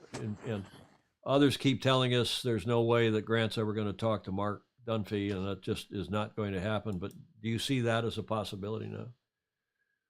Look, I think it's an opportunity to rethink what's going on, particularly if the options slowly fall one by one offshore. It does leave Auckland as the only option. It may require a considerable reset for the America's Cup in terms of what's affordable and what the program may be. If it is to be in Auckland, it's in 2024, it's 2 years from now. We're holding the America's Cup as we speak. It seems a very short period of time for all competitors, including the Defender. If it is to be back in Auckland, look to the date being changed. And that has, of course, enormous ramifications on budgets and on challenges. Are you hearing that the date's going to be changed? Because that's what I'm hearing. It's going to be 2025. I think so. I am certainly hearing intel that the subject has been raised within the competitors. And as you would expect, there's a variety of views on the subject. A lot of challengers who are funding themselves or funding from other sources. Oh, exactly. I agree with that. Yeah. Are very distressed by what could be a 33 or 25% increase in their budget merely by pushing it out a year. Yeah, I know. I think agree. That's what we've been saying in here all along, that nobody wants to, if they're spending, tell me what, $1 million a month, some things, maybe more, and in terms of just outgo burn rate, and you're going to add that. So I don't know. Is the real reason? Here's a question for Hamish. Hang on, I'll be right back to you. Okay. Just a sec. Thank you. This is an interesting point from Stingray. Some of the articles, and he is, listen, this guy Stingray's got, Julie, as you know, he's got search engines that will curl every hair on your body that's not already curled. He's really, really good, and it helps me a lot. He's saying some of the articles from Malaga say ETNZ want funding from Malaga through 2025. Magnus is saying with West Texas Intermediate, meaning price of oil, crude, at more than $100 a barrel, there's fast cash in the Middle East. Abu Dhabi is in focus. Yeah, Magnus and I have talked about Abu Dhabi. Put Blake into those discussions. I think he's onto something. Blake Middleton, meaning run it up in Minnesota. There's Julie Aarons. Julie, thanks for chiming in. Hamish, do you really see yourself sitting across the table with Grant Dalton after all of your machinations? Hamish, Julie, I can tell you right now, Julie, I've been totally focused on keeping the cup in New Zealand, as indeed others that have joined me, including Mark Dunphy and also Jim Farmer QC and other prominent people, as you have seen. And all we're focused on is doing what's best for New Zealand and New Zealand sailing. So I answer your question, your loaded question, in that fashion. Well, I think it was a sincere question. I don't think it was necessarily loaded, but she's just wondering if sitting across. Well, maybe it was loaded. Okay. Yeah, I was going to say. Yeah. Okay. Well, Julie is a big defender of Grant. Has known him for a long time. Her husband and Grant are very close, and so on. Alan Long, this whole AC fiasco on where to sail reminds me of how Cleveland has mucked things up over the years. Politics and public end goals hardly ever come together. Well, not only Cleveland, but all over the country. You should see things in California, Alan Long. Gordon Smith, I am certain that the challengers are very clear about the timescales and costs involved. John Lamberts, Van Buren, thanks, mate. That's not the question. Question mark, Julie Aarons. Well, I'll let you guys go back and forth privately. Some people are in a Dalton cult. It is amazing. Yeah, okay, that's a bit unfair. I think he's just been a great leader, and we'll see if Mark Dunphy and Jim Farmer can somehow come up with the money, come up with the local support. It looks like they're doing it in spades with the local support. And Hamish, see what they can do. And you think they will. You think this thing's back in Auckland? Well, we hope it will be in Auckland. It all comes down to the Royal New Zealand Yacht Squadron's General Committee to make that call. And if I think they exercise their discretion as trustees of the America's Cup, particularly with the changed circumstances, for many of us, there seems to be only one logical answer, but let's see in a few weeks. Well, it's not just these three gentlemen. It's a lot of other people. You know that Michael Fay would not have put his name or video to this thing, and a whole bunch of others. And this guy, tell us about this man, Hamish. This is Sir Edmund Thomas, or Ted, I guess you call him, the retired New Zealand judge of your High Court and others. Yes, Sir Edmund is what was known as an activist judge. He has taken interest in the America's Cup even way back in the Mercury Bay days, when he wrote a rather scathing opinion piece as a judge in the New Zealand Law Journal in 1990. He has come out in the media and said that he intends to file legal proceedings if the Royal New Zealand Yacht Squadron does not select Auckland to host the America's Cup. Whether that comes to pass or not, who knows? I think for the sake of the Cup, I hope it doesn't come to pass, in the sense that Auckland is selected and we all move on. Okay, well, I think we will soon see. I do think this is coming to some kind of a head. I don't know, Hamish, but the other thing is the teams, and this people lose track of this. Okay, the protocol can always be amended, but as we've discussed, the teams are supposed to, under the protocol, be at the venue fully 1 year ahead of the event, ahead of the match. So I don't know. Anybody, Hamish, last word to you, then I want to go back to the Zoom panel because Andy had a comment, I think. Yes, I guess a couple of last words, Tom. First of all, best wishes on your 500th show and best wishes for Julia and her procedure tomorrow. And I'd just like to finish up recognising that 61 years ago, John F. Kennedy launched the Peace Corps, and it's probably worth noting in the current environment. Well, that's true.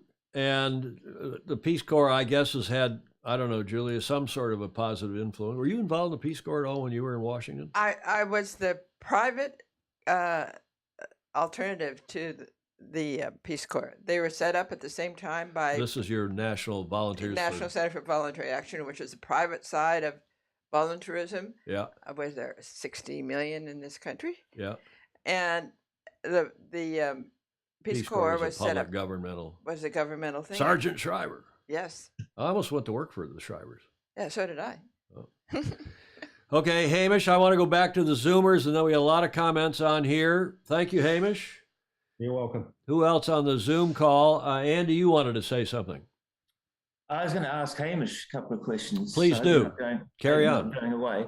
I read over the weekend or something there was possibly a new audit for the looking at the differentials between all the financing that they had in the last Cup.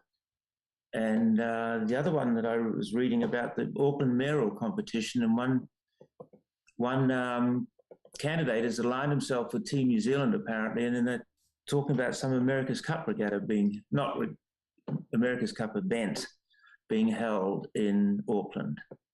Do you know anything about those two comments?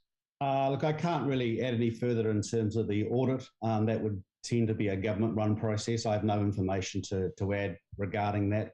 So far as the mayoral candidate is concerned, there is what we call a left field candidate. I don't mean that politically left field, but a candidate that we might call an outside candidate who's been very vociferous in the media in Auckland, a whole range of subjects.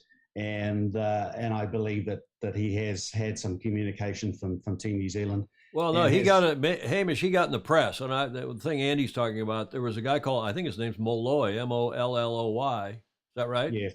And I didn't put, sorry? He owned the HQ. He owned the HQ bar. He did? Oh, make him a mayor and put him in charge of the Cup. Look at Andy.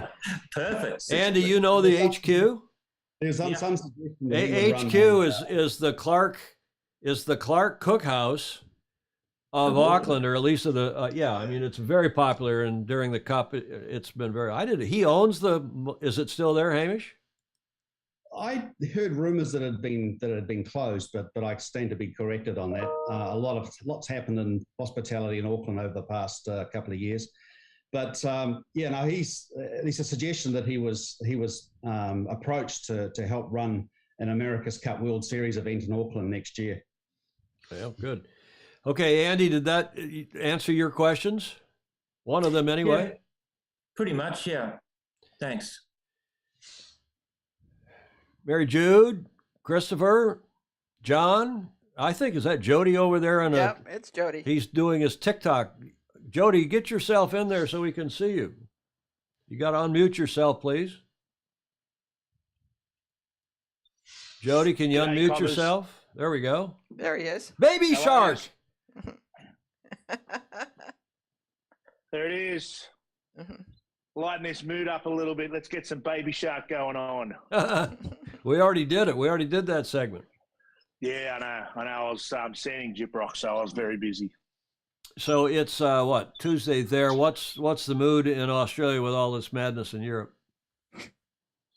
To be honest, I'm very glad that we live so far away from it, to be honest. I mean, it's horrible to watch. I don't turn the news on to watch it because it saddens me. And I think there's been enough heartbreak and sadness in the world, and they throw this on top of it. So it's it's not good.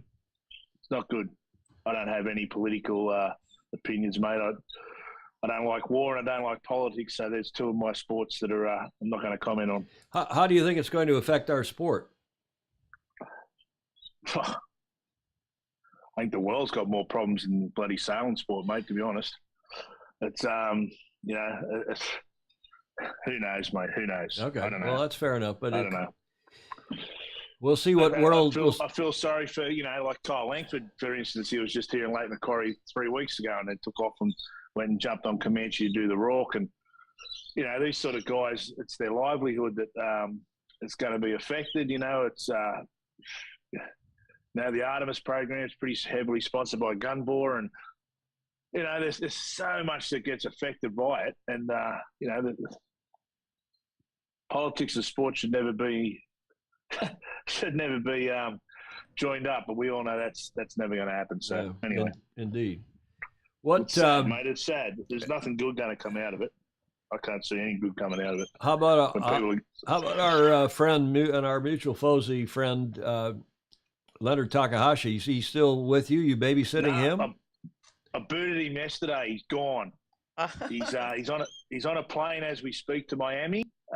He was a very happy young man yesterday when he was talking to his dad, Rob, and Rob gave him the heads up about New Zealand opening the border. So Leo was going to basically go from here to Miami to do an event. Then he was going to go to London to do some simulator work for the SailGP. Then he was going to be bumming around for a while, then go up to San Fran to do the final, and then come back to here, and then possibly go home. But now he's going straight from Miami back to home to see his parents and change his clothes. He said he's been living out of a suitcase since nearly, since he went to the Olympics, which is horrible. Yes. Horrible when you think about it. It's we all think they live a rock star life, but God, mate, it's just sad that a young kid like that can't even get home. But anyway, that's another politics thing. You're a good man to have taken such good care of him. Oh, I had no choice, mate. My wife said it was happening, or I was out. So she's the she rules the roost here, mate. So I just do whatever she tells me. Oh, he's a good kid. He's a good kid. He's a really good kid. I had a great time with him. He was we went out in his moth. He bought a new moth, and he's been doing plenty of moth sailing here on the lake and getting ready for the States, which will be on here in April 1st. Yeah, we saw that video. I ran that video of you coaching him in the moth. I wouldn't say coaching him. I was just following him, giving him off boat pointers. He doesn't need me coaching him, mate. He's way better than me. But it's good fun. It was good. It was good to see. We had a great little training camp here with the Slingsby and Goobs, Kyle Langford, Scotty Babbage, Rob Greenhouse was up. It was a pretty hot little training camp, so it was good fun. Good. Thanks for all that. And hey, listen, congratulations on your 500. It's massive. Massy? What? Massive, like massive. Big, massive. Oh, massive. Massive. It's you think about 500 shows, what you do. You have to shave 500 times. Julia's got to get pretty. Oh, she doesn't have to get pretty. She's got to wake up, put a scarf on, and you got to turn the lights on. You got to stop headbutting tables, all that sort of stuff. So. Julia now has her own. Julia has her own valet. She has a lady that comes in on show days and helps her get dressed and get her hair done. And get her. Julia chooses her own scarf and her own dress, but then she's got so many. I'm not kidding. She has 4 closets full. 4, 3 of what? Of clothes, dresses, scarves. That's a collection of the last 75 years. Jody, thank you very much for we appreciate all you've done and coming on and giving us tours, and you and Peter Stevenson have been real stalwarts, and best wishes to you going forward. It's not going to be 500, another 500. Well, certainly, hopefully we'll live to do another 100. I don't know. We'll see. Yeah. Thanks, Jody. Thank you very much. Guys. Well done. Congratulations. Okay, hugs to you. Just a couple other comments. We'll wrap this up. Well said, Jody. Stingray is saying, Julia deserves all support she wishes. Yeah, that's true, Blake. Wake up and put a scarf on. Brilliant. Have to depart, Tommy. Bye, Hamish. Thanks for coming on, Hamish. A wonderful family you have, Jody. How great that you took Leo in. Leonard Takahashi. Well done on stepping up to help host him, Jody. Yep. Will Leo be on the helm of SailGP Japan in the coming season? There's a good question from Stingray. Yeah. Interesting question. I don't know the answer to that. Mark Curtis is saying, Hamish, I'm happy to see that my oddly curled collars of my Ralph Lauren polos puts me in such esteemed company. Hamish, I think, has left. Stingray, I'm so looking forward to the AC-37 venue. Yes.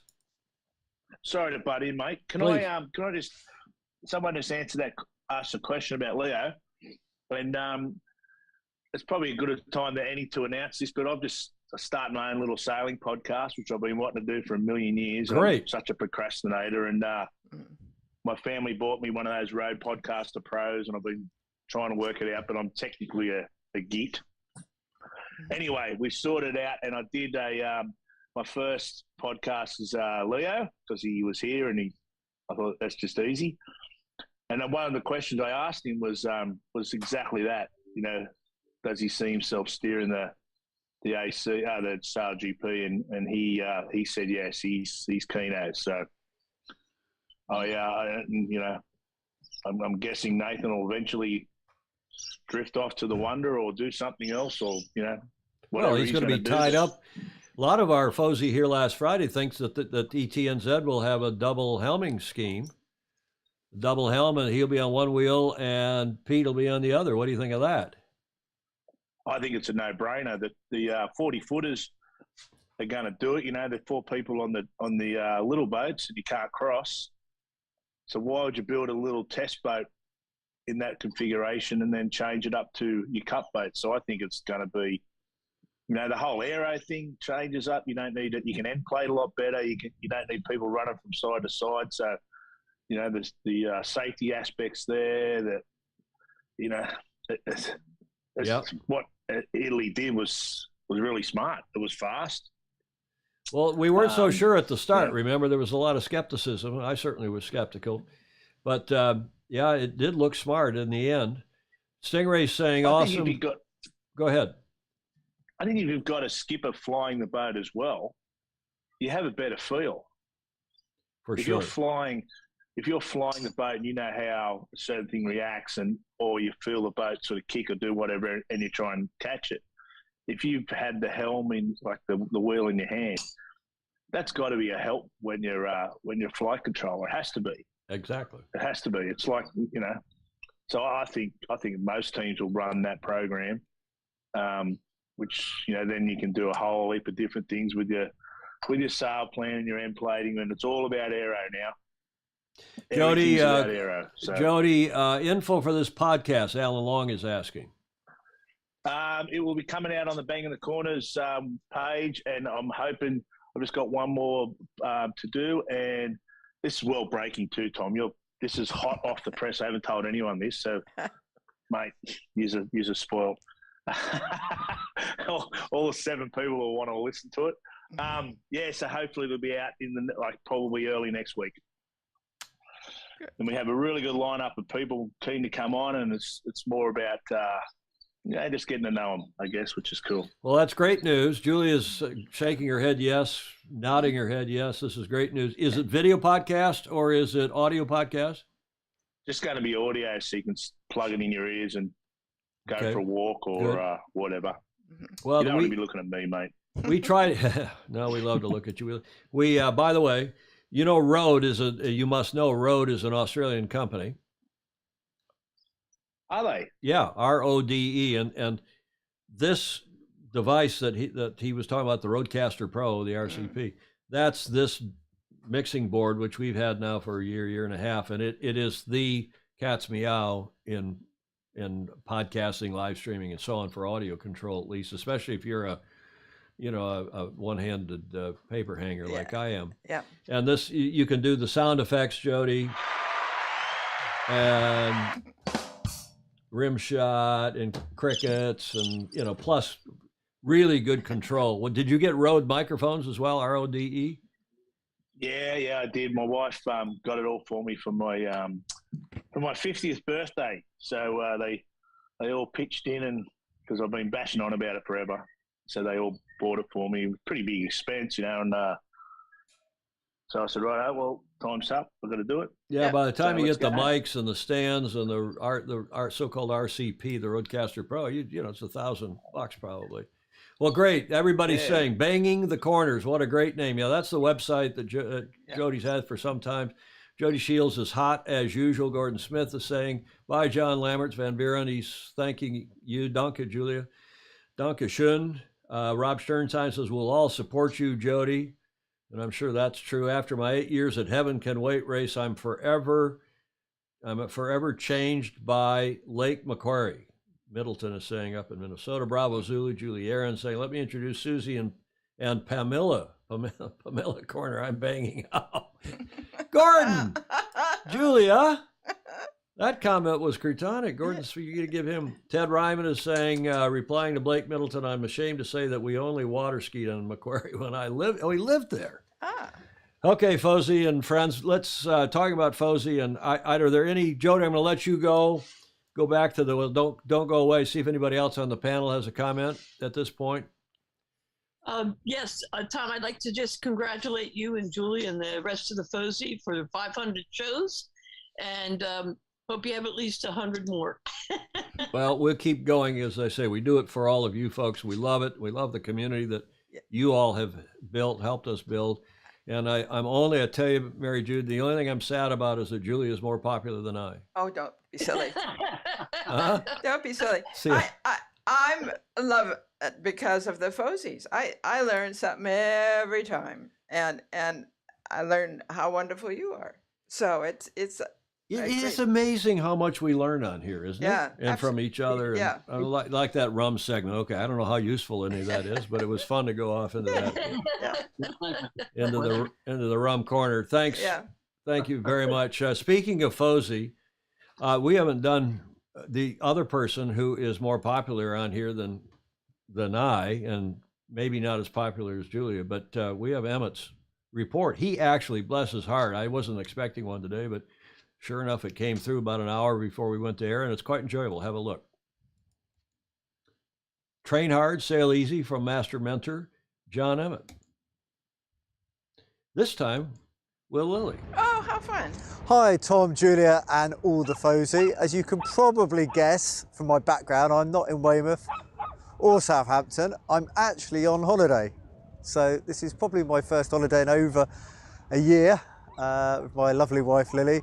And it just happens this is the week that I'm doing 3 reports. So it seems I can't quite get away from sailing, but I probably wouldn't have it any other way.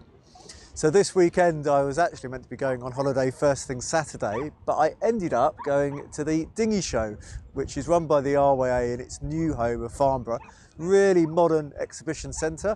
And yeah, it's fantastic just to see so many keen people. I mean, it's mainly dinghies, and I was thinking that probably the dinghies, that's actually the bedrock of sailing, the easiest part for people to get into in many respects, and certainly the easiest part for people to get into ownership.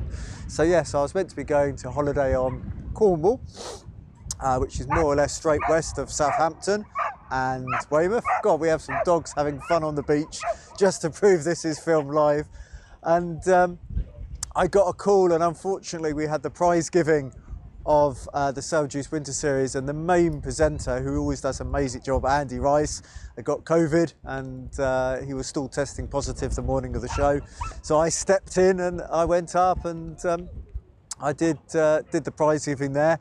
So that was quite interesting. I've never really done something with a script before, but these series just shows how many keen people there are for sailing, and it was great to go. And I don't think I've missed a dinghy show in a long time. But yeah, the dogs are obviously enjoying the beach. I don't know how far this is going to go in terms of the sound, and I'm going to run away now, just in case Lily's playing tricks on me and I'm about to get very wet feet when the next big wave comes in. So have a lovely show, and I think when we think about the big picture, one of my worries today was trying to find good daylight to record a bit of video and where to go on my holiday, whereas there's some people in the world having a really tough time. So I think we're very lucky, the vast majority of us. So keep safe, and if you can, keep sailing. Beautiful. Yeah. Look at that. Beautiful. Ooh. When he said the dogs were having some fun, I thought maybe they were, having some real fun. That's the nice closing shot from John, and there's John live on the Zoom. Lovely post, John Emmett, is what Gordon Smith is saying. And that dog's name is Bark. Sweet job as a camerawoman by your best half, John. Like Middleton is saying, there's much to love, laugh, and learn here. Indeed, Gordon Smith. Sternstein, Rob's going to go, I'm going to pour myself a dark and stormy. Now, that's a good idea. Yes. I got to prepare tomorrow's show. So, hey, we have a question for you, Mary Jude, if you can open your mic. Sure. There was a question from somebody saying, Talbot Wilson, actually. You know Talbot? Consummate PR man down in Pensacola, Florida these days, but he's done the PR for probably Marblehead, Halifax, certainly for Newport, Bermuda, any number of times. Great sailor. He wants to know, what is the name of that schooner behind you? Oh, that is the Brilliant, and it is out of Mystic Seaport. And I actually shot it from a tall ship, the Mystic Whaler, which used to be in Mystic and is now in Santa Barbara. So, yeah. The schooner is the Brilliant. And if you ever get to Mystic Seaport, see if you can get arrangements to go out on it. It's a gorgeous, gorgeous vessel. Okay, thank you for that. Talbot, there's your answer.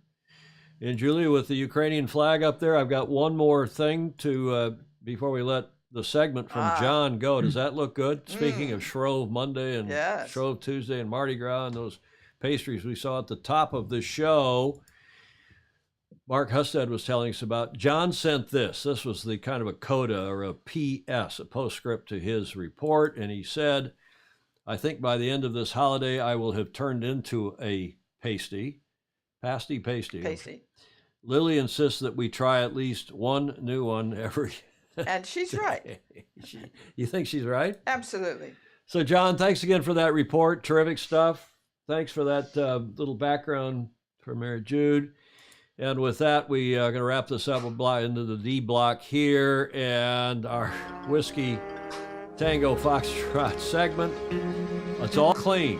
For the 500 show, we had to keep it clean. I did add some code flags there, though, Julia. You know, you can see we're also doing these. I've changed the color of the lower thirds to Sailing Illustrated blue. I was getting tired of the orange, and I'll tell you, that alone took a lot of time. But nonetheless, I hope that's a better look. This came from Pedro Foiling Sailor, speaking of Peter Stevenson. He said, we need air support. United Nations flies by pulling a sign. You're doing great. Oh, dear. Well, I don't know. The UN has been pretty useless, as usual, unless there's stuff going on behind the scenes we don't know. Thanks, Peter Stevenson, for that. And then finally, one of you mentioned at the top of the show this little cartoon that was sent to us by several of you, and I couldn't help but run it because I do feel strongly this guy's an idiot and what he's doing to the world, to say nothing of our friends in Ukraine. Dear Putin, let's speed up to the part where you kill yourself in a bunker. It's pretty macabre, it's pretty awful, but frankly, it's what he's doing, I think, and I'm sure most of you agree, is pretty bloody awful. Julia, that gets us to the finish line, and I just want to thank everybody, all of the folks who make this possible. Thank you especially for all the hours you put into this show, on air and off, for helping, letting me at a not a princely sum stay here at the Beach Street Yacht Club in this apartment here that you own. You own the building. You're the commodore of the Beach Street Yacht Club, which you and I have had fun turning into a yacht club. Absolutely. Any number of the foes of your members and so on. But more importantly, for just all you do for us. We really appreciate it. Best wishes with your little procedure, as they call it. Thank you. Your little procedure tomorrow. Yeah. You'll be back next Tuesday, not Friday, but next Tuesday. Yeah. We hope. Yeah. Okay. And I thank you for giving me the pleasure of working with the one-arm paper hanger. Well, I am that. If nothing else, I am a one-arm paper hanger. Yeah, no, I mean, you do such a spectacular job of the electronics, and so much so that it seems effortless, and I know how much work you put Well, in. actually, the show is as you know, the show is the easy part. It's putting the slides together, and as Emmett said, having to shave, or as Jody said, having to shave and put on makeup, and I hate that. But that's, comes with the territory. The finish line, we got one more note here. I wanted to thank Alistair Murray, who sent this note in early this morning. We got this. Dear Tom and Julie, I wanted to drop you a quick note to extend my heart. This guy is one of the coolest people in the sport. Yes. And getting a note like this made my day, if not year. I wanted to drop you a quick note to extend my heartiest and most sincere congrats on the magnificent milestone of 500 shows. I have an idea of the time and effort you put in. I have an idea of the time and effort you put in the scenes, yada, yada. but the quality, the depth, the variety, the interest, each of you show great testament to your talent, passion, sheer stamina. Thank you. It's always a great pleasure to dial in. I miss a few, but he tries to make up, yada, yada. Keep it up, Tom and Julia. Look forward to the next 500 cheers from your Fozy down under. Thank you, Alistair. What a wonderful note. We appreciate that very much. Indeed. And again, it's the Fozy who make the show. We Absolutely. very quickly learned that having such a bright group around the world, we'll stop patting ourselves on the back. But a few comments here. Be proud, not sad about Julia, Tom. I am proud. Yes, I learn a lot here too. Stingray says you should try wearing a scarf, Tom. You can start. You can start it. No, I don't think so. It's not my style. What is the name of the schooner behind Mary? We've covered that. The dog's name, we covered that. Tom, get your head out of the gutter. Congrats on 500 shows. Thank you, Peter Stevenson, a.k.a. Pedro Foiling Sailor. Sorry I couldn't be involved. Had doctor's appointment. Mary Jude, excellent. Love, brilliant. Cornish pasties. Cornish pasties are the best. Talking sailing. My teenage niece is out for 10 days on a team building trip on the Spirit of New Zealand and started from Auckland. Luca Craig, that sounds terrific. Pasty or pasty, John Emmett? I don't know. Pasty. Start wagging now, Julia. They're getting... Yeah. What else? Well, a lot of comments on here. Perfect protest sign. Yeah, it was that sign about Mr. Putin. Mm-hmm. Thanks, Talbot Wilson, Tier DeYoung. Congrats. Okay, we'll go back and read all these comments. Julia, you like to say at this point, too. Yes. Be sure to like, follow, and share. There's going to be a topic that is of terrible interest to your friend, and they shouldn't have to miss it. And these comments are wonderful. We're getting now regularly over 300 comments per show, and I'm sure we did today again. And it's just, I'm not going to wear an ascot, Alan Long. Thank you. No, it's just, well, we love putting it together. No, I don't. I hate putting it together, frankly. I get all twisted doing it, but we love doing the show, and especially all the comments when you all come on here and do this. It is indeed fabulous. Thank you very much indeed. We hope you will continue to support us on Patreon, those of you who do, and hope others will join in. Patreon.com/join/Sailing Illustrated. And finally, Julia does not know this, but I have one last proposal to make to all of you. And that is, Julia, I think I've just gone through voting. I'm on the media group that votes for the Yachtsman and Yachtswoman of the Year here in the U.S., and I used to chair it back long ago and haven't been involved in almost 40 years. But now I'm back on as a bloody media person helping to vote for the U.S. Yachtsman and Yachtswoman of the Year, and we've just gone through that process. But you got me to thinking, we're sitting there talking about, is this somebody who has just had a superb sailing effort this year? Mm-hmm. World champion, America's Cup, Olympian. Is this somebody who gives a lot to the sport, is a great ambassador, as well as a great sailor? Is this somebody who's a great crew, but not necessarily a lifetime achievement award? Exactly, but not. And or is it a lifetime achievement award, or is it? And it turns out to be specifically, really, just for this year. And then you have the Herreshoff Trophy for the contributor really to the sport at U.S. sailings level. You got the Bepi Croce Award at the world sailing level. But we don't have an award in our sport called, like Time Magazine's Person of the Year. Yeah. Man, it used to be Man of the Year, now Person of the Year. Yeah. And I'm wondering if somebody will probably do it in the meantime now that I'm bringing it up, but I think we and the Fozy, we got all these smart people. Yep.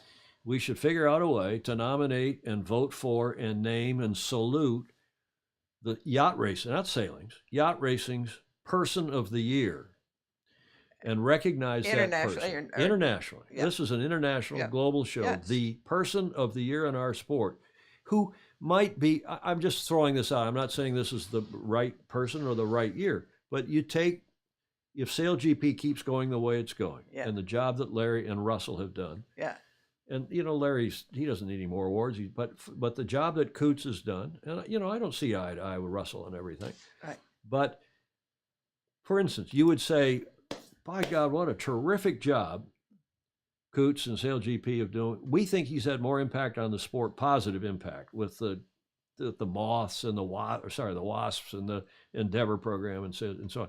We think he's the Person of the Year in the sport. For example, Sir Russell Coots. I'm not saying he is, but it's at that level.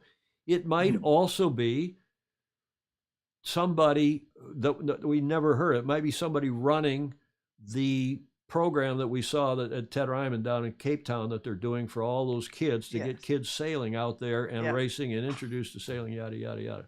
Is that a wild idea, or is that a good idea? Andy, what do you think?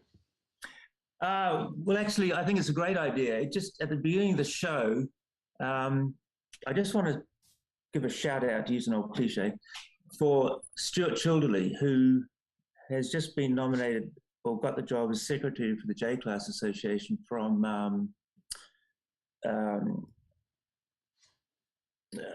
my God, Morton's. But anyway, he went through a horrendous accident on his cycling. His arm was basically, the nerves in his arm were ripped out of his spine.